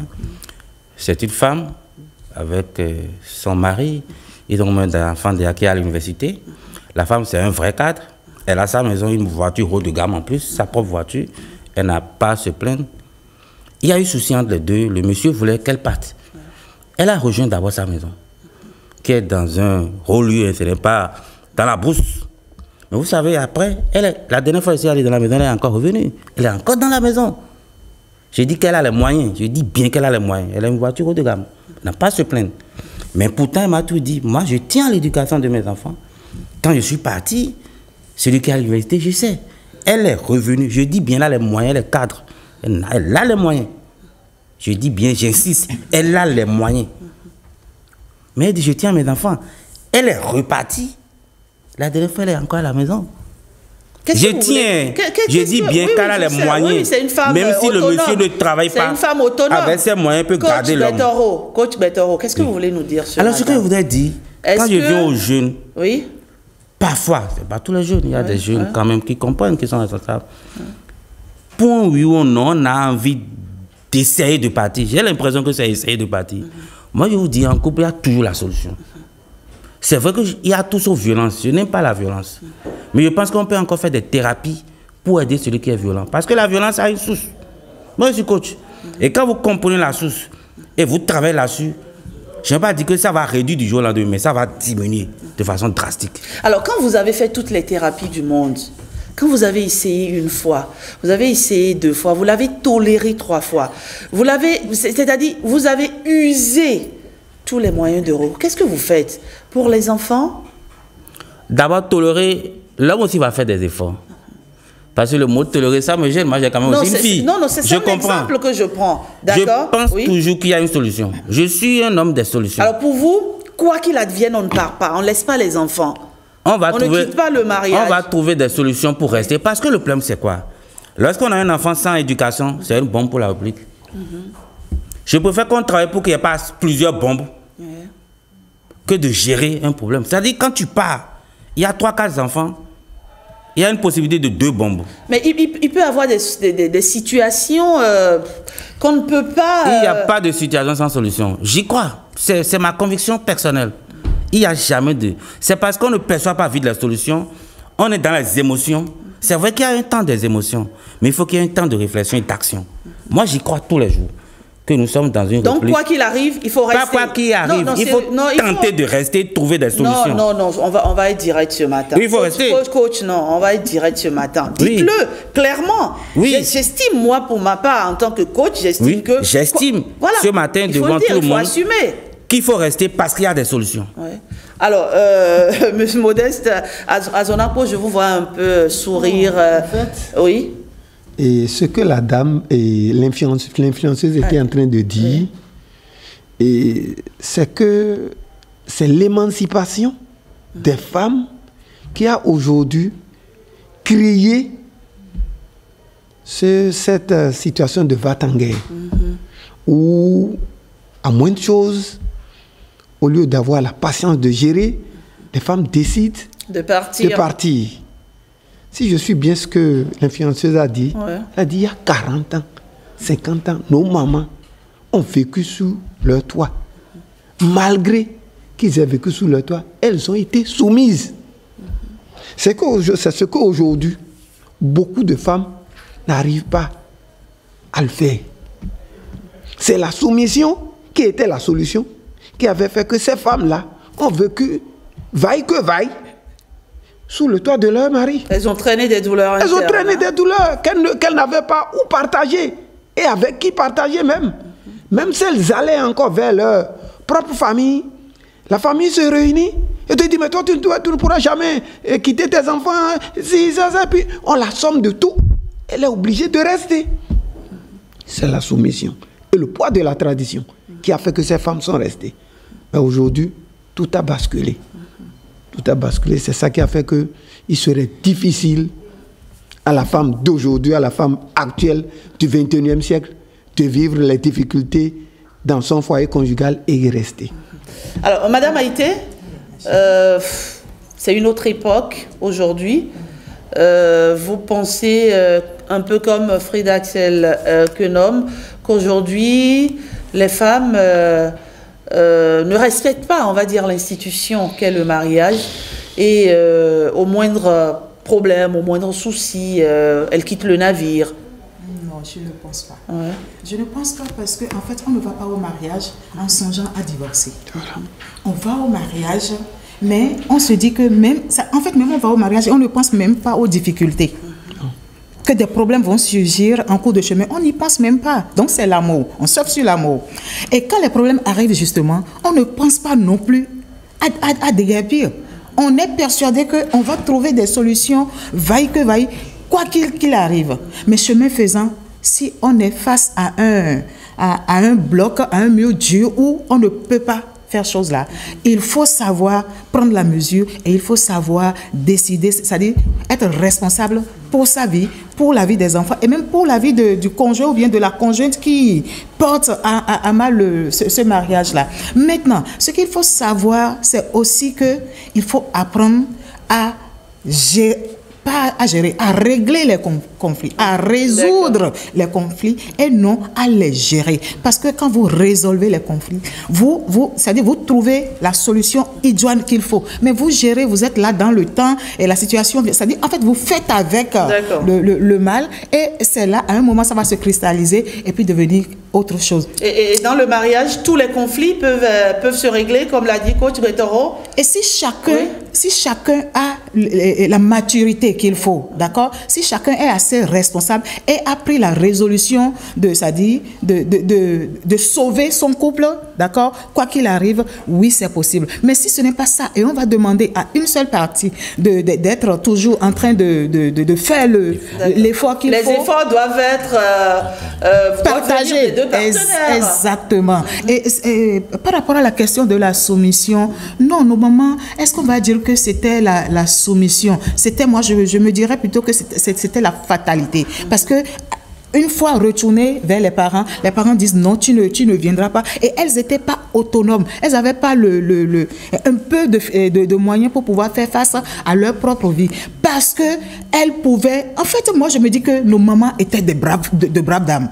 D'accord? Elles avaient toute la douceur. La femme, c'est la matrice. Nous sommes moins braves aujourd'hui? Non, pas. Au contraire, c'est maintenant que l'excellence même de la bravoure de la femme s'affiche. Exception faite de ces cas que après analyse, on trouve que non, elles ne se sont pas bien comportées. D'accord. Une question, Madame Haïté. Dites-moi. Qu'est-ce que vous n'accepterez pas, vous, dans un foyer qui pourrait vous faire partir? Quand on va lever la main sur moi, peut-être. D'accord. Quand on va lever la main sur moi. Sinon, et peut-être quand mon mari va commettre l'adultère sur ma soeur. D'accord. Voyez-vous, voilà, ces deux cas-là, je pense que je ne resterai pas. Mais sinon, tout le reste... Même si coach Betoro vient plusieurs fois vous parler, même s'il tente toutes les médiations possibles, ça c'est niet, quoi. Niet, ça je n'accepterai pas. Ça c'est sûr. Ça c'est sûr. Oui. Parce que comme elle a dit, elle a eu à le dire, ma consoeur ici, ce n'est pas de l'autre côté, c'est-à-dire dans la tombe de la tombe, que je vais pouvoir éduquer mes enfants. Et moi aussi, j'ai droit à une vie bonne. Parce que lui va poser cet acte-là, mais il va continuer à vivre sa vie. Et moi, je serai où pendant ce temps? Alors, coach Betoro, une femme qui vous trompe, par exemple, vous vous êtes rendu compte de son infidélité? Moi, j'aime la vérité. Oui, pour ça... Et toutes les fois, on me dit la vérité, je comprends et j'accepte. Sérieusement? Je le dis encore ici, c'est la seule chose que je n'accepte pas. C'est ce que vous dites souvent, hein? Chez moi, on ne ment pas. Je n'aime pas. Non, il n'y a pas. Il faut pas. On va s'arranger. Mais une fois que la vérité sort, là, vous ne supportez plus, hein? Non, il y a deux choses. Quand la vérité sort, il y a ce qu'on pense et ce qu'on veut faire. Attention. Moi, donc, même l'infidélité, vous acceptez? Je dis, je n'ai pas dit infidélité, quoi. J'ai dit un seul mot, vérité. Moi, j'ai dit vérité. Moi, j'ai parlé d'infidélité. Et moi, j'ai parlé de vérité. Mais c'est l'infidélité? Je continue pas à dire la vérité. Allez, j'opine sur la vérité. Nous allons recevoir Nadège Sani pour les avis de nos internautes. Selon vous, les parents devraient-ils, quoi qu'il advienne, quoi qu'il arrive, rester ensemble pour le bien-être des enfants? Ma chère Geneviève Pango, vous allez permettre à Nadège Sani de venir relayer par ici les avis de nos internautes sur le forum de discussion. C'est un sujet assez intéressant, il faut le dire. Nadège Sani, merci de nous rejoindre. Bonjour. Bonjour à vous, Rachidat. Alors, ce matin, ça va? Je me porte très bien. Oui, je sais, les internautes, ils aiment quand c'est des sujets, quand c'est des faits de société. Ils opinent et ils opinent encore. Exactement, Rachidat. Ce jour, les avis de nos amis internautes sont partagés sur la question de ce jour, mais la plupart pensent pense que rester dans une relation toxique ne serait pas non plus bénéfique pour les enfants. Et on démarre par Bokor Roland Caliste qui nous a laissé ce commentaire. On ne peut pas forcer une relation périlleuse uniquement pour le bien-être des enfants. Même en l'absence des parents, le destin des enfants se réalisera. Chacun est libre de partir en matière ou de profiter longuement de la vie. Frédéric Danon ne partage pas cet avis. Il dit, quoi qu'il arrive, les parents devraient rester ensemble pour assurer l'éducation de leurs enfants. La belle preuve, dans une classe, le comportement d'un enfant dont les parents ne sont plus ensemble diffère de celui dont les parents le sont encore. Jean Ompo pense que les parents devraient rester ensemble, mais il arrive parfois que l'un des parents développe des comportements inhumains ou criminels envers les autres membres de la famille. Dans ce cas, la séparation est nécessaire. Kim Christian estime que les parents devraient toujours rester ensemble pour le bien-être de leurs enfants en collaborant et en montrant un soutien affectif. Il crée un environnement stable et sécurisant, ce qui est crucial pour le développement des enfants. Selon Odette Volt-Altès, la première relation qui enseigne les enfants est celui de leurs parents, et un couple en perpétuel conflit n'est pas un bon exemple. Dans certains couples, nous assistons même à la mort subite des parents à cause des soucis. Alphonse Cléopas Nkwe a aussi réagi à notre publication. Il nous dit il y a certaines séparations qui sont indispensables pour le bien-être de tous. Je ne peux pas permettre à mon fils ou ma fille de vivre sous un harcèlement au nom du bien-être des enfants. Bob Roger Poufini pense que les parents ne sont pas obligés de rester ensemble à cause des enfants. Si la relation est toxique, cela pourrait déséquilibrer l'éducation des enfants. Une relation toxique ne peut en aucun cas profiter au bien-être des enfants. Voilà, les avis rejoignent un peu ceux de nos débatteurs. Et vous, rapidement, vous êtes prête à tout encaisser pour les enfants Je sais que je ferai le maximum. Mais si je vois que ma vie est en danger, si plus rien ne va, si malgré l'intervention des parents, on n'arrive pas à trouver un terrain d'entente et que, enfin, il y a toutes sortes de violences qui s'y mêlent, je serai obligée de préserver ma vie pour le bien-être de mes enfants parce que je sais qu'ils ont besoin de moi vivante. D'accord, voilà. Allez, merci à vous. Ça va très vite sur le débat et c'est déjà fini. En 2-3 petites secondes, je vais vous laisser conclure rapidement.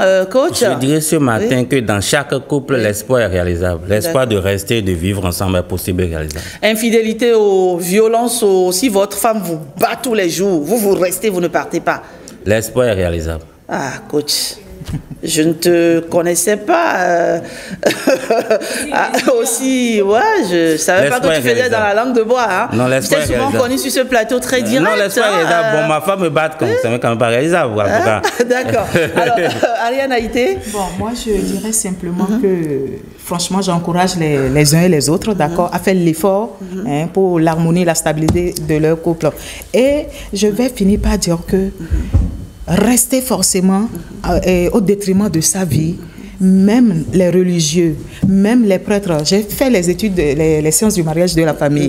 Donc du coup, même eux nous incitent à quand même savoir apprécier les enjeux par rapport à notre vie, pour ne pas dire que je reste forcément parce que nous avons été même au mariage religieux, parce que vous savez que le mariage religieux, quand on est dedans, dans ces liens-là, on ne se sépare plus. D'accord. Geneviève Congo? Je voudrais soulever un point, c'est qu'il faut qu'on sache que la violence n'est pas que physique. Il y a la violence morale et la violence physique. Et la violence morale des fois, est plus destructrice que celle physique. Exactement. Donc, vous finissez dépressive, vous parlez toute seule, vous finissez dépressive. Parfois, les enfants passent par la fenêtre et se demandent, maman parle avec qui, alors que maman est seule dans la chambre.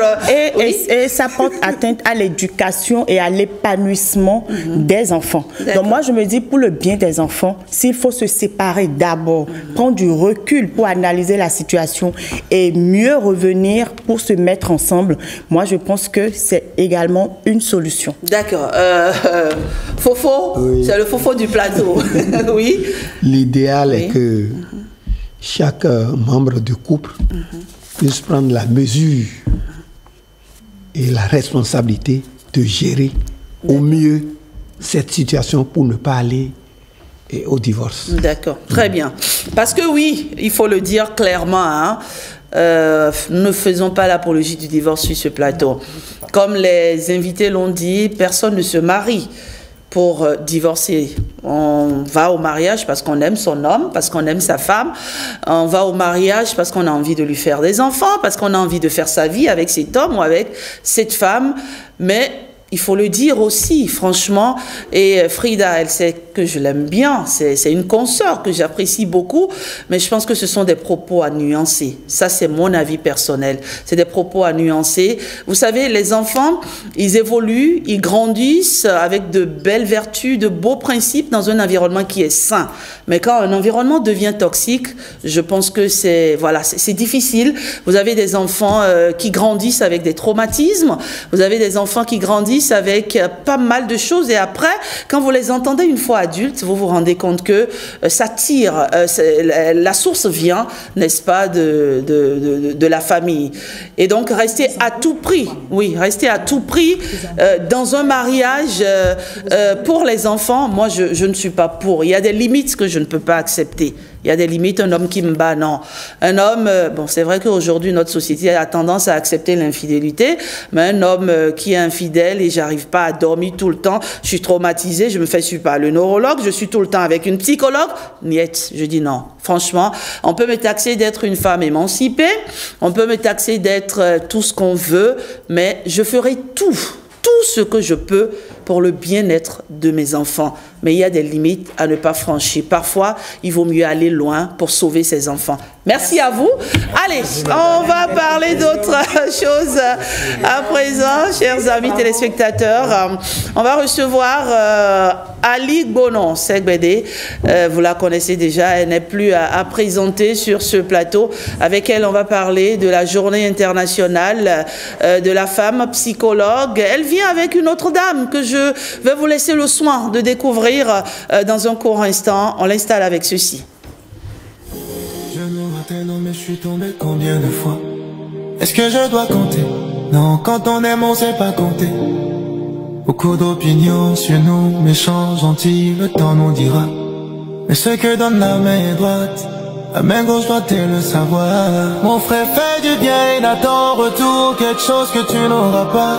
Si l'orphelin a eu son repas, le manguier du village a servi de boire. Mais qui suis-je pour pouvoir juger? Pauvre fou, qui pour me pardonner mes défauts? Sur le chemin tout comme toi, je découvre pourquoi tu m'en veux. Sur le chemin tout comme toi, qui pour me pardonner mes défauts? Mais qui suis-je pour pouvoir juger mon ennemi, mon frère d'hier?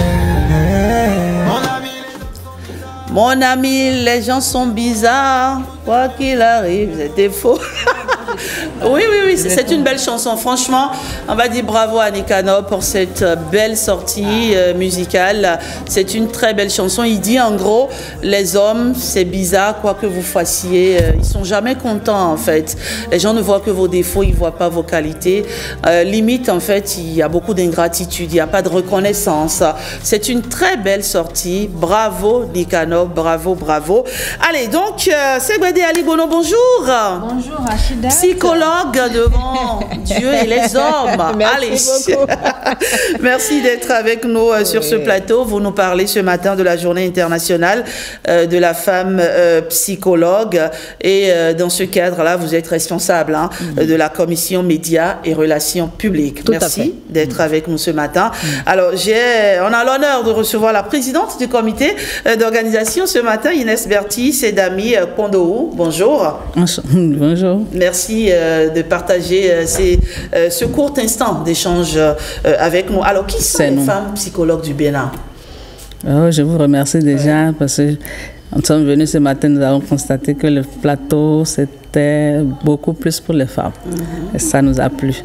Les femmes psychologues, c'est déjà toutes celles-là qui ont fait des études en psychologie, qui sont déjà engagées sur le terrain, dans des relations d'aide, dans les structures, dans les organismes. Le spectre est large. Nous avons parmi nous des universitaires. D'accord. Tout le monde, toutes celles qui déjà exercent sur le terrain. D'accord. Donc, c'est celle-là que nous désirons de psychologue. D'accord. Alors, la femme psychologue est une femme. C'est une femme d'abord. C'est une femme. Ouais. Alors, pourquoi décider d'organiser une journée internationale pour la femme psychologue? Bon, déjà, quand on parle de journée internationale de la femme, lorsque vous êtes femme, vous êtes interpellée. La condition féminine, ça interpelle tout le monde, toutes les femmes. Les femmes psychologues sont déjà, qu'on le veuille ou pas, engagées dans des relations d'aide avec autrui. Mais ce jour, c'est un moment d'introspection, de réflexion, de repli sur soi. Et en tant que spécialiste du comportement humain, lorsque vous êtes psychologue aussi, on a besoin de prendre ce recul-là, de réfléchir à notre condition et de mieux accompagner ceux qui sont dans le besoin. D'accord. Voilà. Parce que vous entendez des choses, hein? Pourquoi pas? Franchement. Pourquoi pas? Alors, Segbede Alibono, c'est pour quand? C'est quoi le thème de cette journée? Merci beaucoup. C'est un plaisir pour moi d'être sur ce plateau. Nous allons commencer par nous sentir fiers de toutes les réformes, les bonnes choses qui se font en faveur de la femme.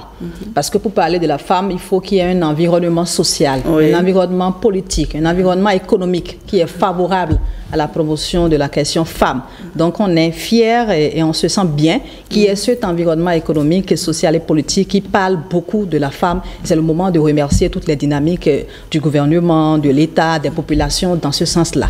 Alors quand vous nous demandez à quel moment nous voulons célébrer la femme en tant que psychologue, nous avons choisi le 22 mars. D'accord. Vous savez que tout le mois de mars, par extension... Le mois de la femme. Voilà, nous le consacrons à la femme. Donc, on a voulu laisser passer le 8 mars pour voir un peu comment les choses s'organisent de part et d'autre. Ça rimait un peu à d'autres dynamiques. Et le 22 mars, les femmes psychologues du Bénin vont être dans leur collectif pour célébrer la chiffre 2025. Nous le ferons à Abomey-Calavi et on serait ensemble avec des officiels, avec des collègues, avec des universitaires, des praticiennes, etc. pour célébrer cette journée-là. Le thème que nous avons retenu, nous avons voulu nous arrimer avec le thème qui est retenu sur le plan international. Mais on l'a contextualisé un peu dans nos réalités. Donc nous voulons parler de la contribution de la psychologie à l'intégration des valeurs familiales et culturelles, à l'ère du numérique, à l'ère des réseaux sociaux. Qu'est-ce que la psychologie pourrait apporter aux valeurs familiales, aux valeurs culturelles? Vous voyez que c'est un thème qui concerne beaucoup nous qui pratiquons en Afrique, voilà, etc., etc. Donc c'est de ça il est question. Y a-t-il des enjeux que les femmes psychologues s'organisent? Ben oui, il y a des enjeux. Je parlerai de certains enjeux. Certainement, la présidente a encore la voix la mieux placée pour aborder d'autres enjeux. Nous avons des enjeux en réfléchissant entre femmes psychologues. C'est déjà des enjeux qui concernent les populations, des enjeux qui concernent la corporation et des enjeux qui concernent des personnes que nous recevons.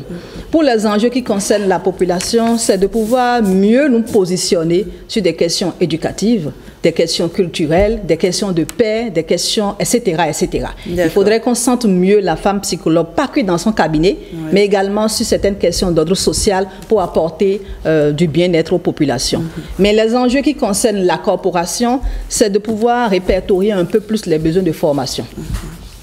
Identifier mieux en quoi nous avons besoin d'être renforcés en tant que femmes psychologues, et puis les besoins qui concernent un peu nos bénéficiaires. Mieux nous sommes organisés, mieux nous nous sentons en tant que femmes psychologues, mieux nous pouvons accompagner les personnes qui viennent vers nous. Très bien. Oui. Madame Podorou, d'autres enjeux rapidement? Oui, pourquoi pas. D'autres enjeux, c'est déjà que la condition féminine est de notre ressort. Alors, lorsque nous disons relation d'aide, la pression aujourd'hui au niveau des femmes est très élevée. Il y a le boulot, il y a le milieu professionnel, il y a les sollicitations familiales, et il y a l'éducation des enfants. Donc, la femme est sur plusieurs fronts. Et qui mieux que la femme psychologue pour comprendre cette condition féminine-là et les accompagner. Donc, nous avons dit, nous sommes les mieux aptes pour comprendre la chose et mieux accompagner. Donc, il y aura des séances de partage d'expérience. D'accord. Partage d'expérience. Pour mieux édifier les uns les autres. Et pour mieux accompagner nos femmes sur le terrain. D'accord. Merci à vous, Madame Podorou. Les hommes ne sont pas invités? Ils peuvent venir, non? Mais bien sûr, ils sont invités, fortement invités. Les femmes seront représentées. D'accord. Donc, peut-être qu'on va leur faire une place et nous allons les célébrer alors. Allez, mais c'est le moment de demander quand même que les bonnes volontés puissent s'intéresser à notre activité, que ce soit l'État même, que ce soit des structures privées, qu'on puisse nous accompagner dans cette première édition de la GIF organisée par les femmes psychologues. Nous sommes disponibles à recevoir tout don, etc., pour mieux célébrer la femme psychologue. J'en profite aussi pour inviter déjà celles qui ne sont pas dans la dynamique, celles qui ne sont pas encore au courant de cette organisation, de se joindre à nous. Les numéros sont disponibles. Si on peut les donner rapidement. Un numéro, CBD, rapidement, oui. Je donne mon numéro et quand on m'appellera, je vais renvoyer à la présidente. C'est le 63 98 20 84. Merci, oui. 98 20 84. Et vous êtes invité. Bah oui, j'y serai. J'y serai, même si tu ne l'avais pas dit, j'y serai. C'est quand même CBD Ali. Bon, non, allez, merci à vous, mesdames. Merci d'être passées sur 5 sur 7 matin qui se poursuit et qui va se refermer sur une belle note. Voilà, on va recevoir le chantre Ange Arwangonou Honoré. Il est notre invité à présent, mais avant, quelques actualités culturelles. Alors, ce soir, aujourd'hui même, 14 mars 2025 à 20h à l'Institut de français. Vous pouvez retrouver déjà la pièce de théâtre Les Faiseuses d'Ange. C'est une pièce assez intéressante. On vous y convie, chers amis téléspectateurs. Donc c'est vendredi 14 mars aujourd'hui donc à 20h et ça va se passer de l'autre côté de l'Institut français de Cotonou. Une exposition aux couleurs de la femme. Également, chers amis téléspectateurs, ça s'appelle Les Nouvelles Amazones Entreprendre au Bénin. C'est du 7 au 13 mars et c'est toujours à l'Institut français de Cotonou. Et on termine avec cette information. Concours d'écriture, prix Béanzin 2025. La date limite des inscriptions, c'est le 30 juin 2025. À tous les amoureux de la littérature, n'hésitez pas. Prenez donc ce rendez-vous. Allez, venez avec moi s'il vous plaît, cher Ange Arwangonou Honoré. Ange Arwangonou Honoré, bonjour. Bonjour. Festival Gospel édition 2025, 5e édition. Vous avez été honoré, on vous a rendu hommage pour ce parcours élogieux, pour ce ministère, pour toutes ces années que vous avez consacrées au service de Dieu. Oui. Vraiment, bravo. Merci félicitations, beaucoup. On a tenu à vous recevoir ce matin pour vous dire bravo. Quelles sont vos impressions déjà? Comment on se sent quand on est célébré voilà, en Mondovision de cette manière? Oh, je rends grâce au Seigneur et j'ai pensé avoir déjà expérimenté tout ce qu'on peut ressentir quand on se sent honoré, mais cette fois-ci, j'ai vu que c'est carrément une autre dimension. D'accord.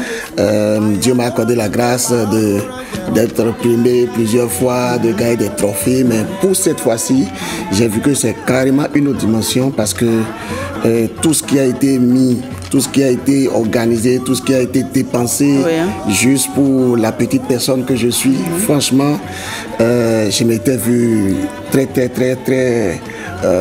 bluffé. Je ne sais pas si je mérite tout mais ça. Plusieurs décennies quand même au service de Dieu. Plusieurs décennies à chanter pour la gloire de Dieu, à gagner des âmes. C'est pas rien. Je rends grâce au Seigneur. Franchement, quelle humilité. Sont très bonnes. Et je bénis le Seigneur pour les organisateurs de ce festival. Et je dis au Seigneur de les bénir et de les soutenir pour que cet événement ne s'arrête pas, que ça continue et que ça grandisse tous les jours. D'accord. Alors, donc, à Ange Arwangonou, honoré plusieurs albums. Oui, plusieurs albums. Au total, combien? 8 déjà. Au total, 8, oui. Bon, d'autres aussi en perspective. Depuis 2018, on s'est arrêté d'abord parce que par la grâce de Dieu, nous avons entamé une série de formations pour la relève. Et en principe, ça devait faire 5 ans. On devait normalement lancer en 2023. Mais le Seigneur a voulu qu'on continue. Et c'est vrai qu'on est en studio pour sortir notre album. Mais nous avons continué par nous investir beaucoup plus dans la vie des jeunes qui nous suivent pour que la dynamique de la musique traditionnelle au service du gospel ne s'arrête pas. D'accord. En tout cas, vos chansons sont reprises partout, hein, lors des cultes, lors des cérémonies, lors des fêtes, un peu partout. Allez, on va en découvrir une, ma foi, très instructive. Regardez, c'est Pagbeti.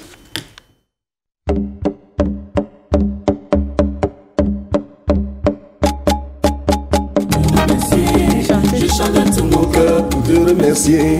Je chante de tout mon cœur pour te remercier. Je chante de tout mon cœur pour te remercier. Merci Jésus. Oh, merci Seigneur. Merci Seigneur. Je chante de tout mon cœur pour te remercier. Je chante de tout mon cœur pour te remercier. Allez, merci Seigneur, c'est donc le titre qu'on découvre là à l'instant, le titre de Ange Arwangonou honoré. En tout cas, vous méritez cet hommage. On a tenu ce matin aussi à vous recevoir et à vous rendre cet hommage.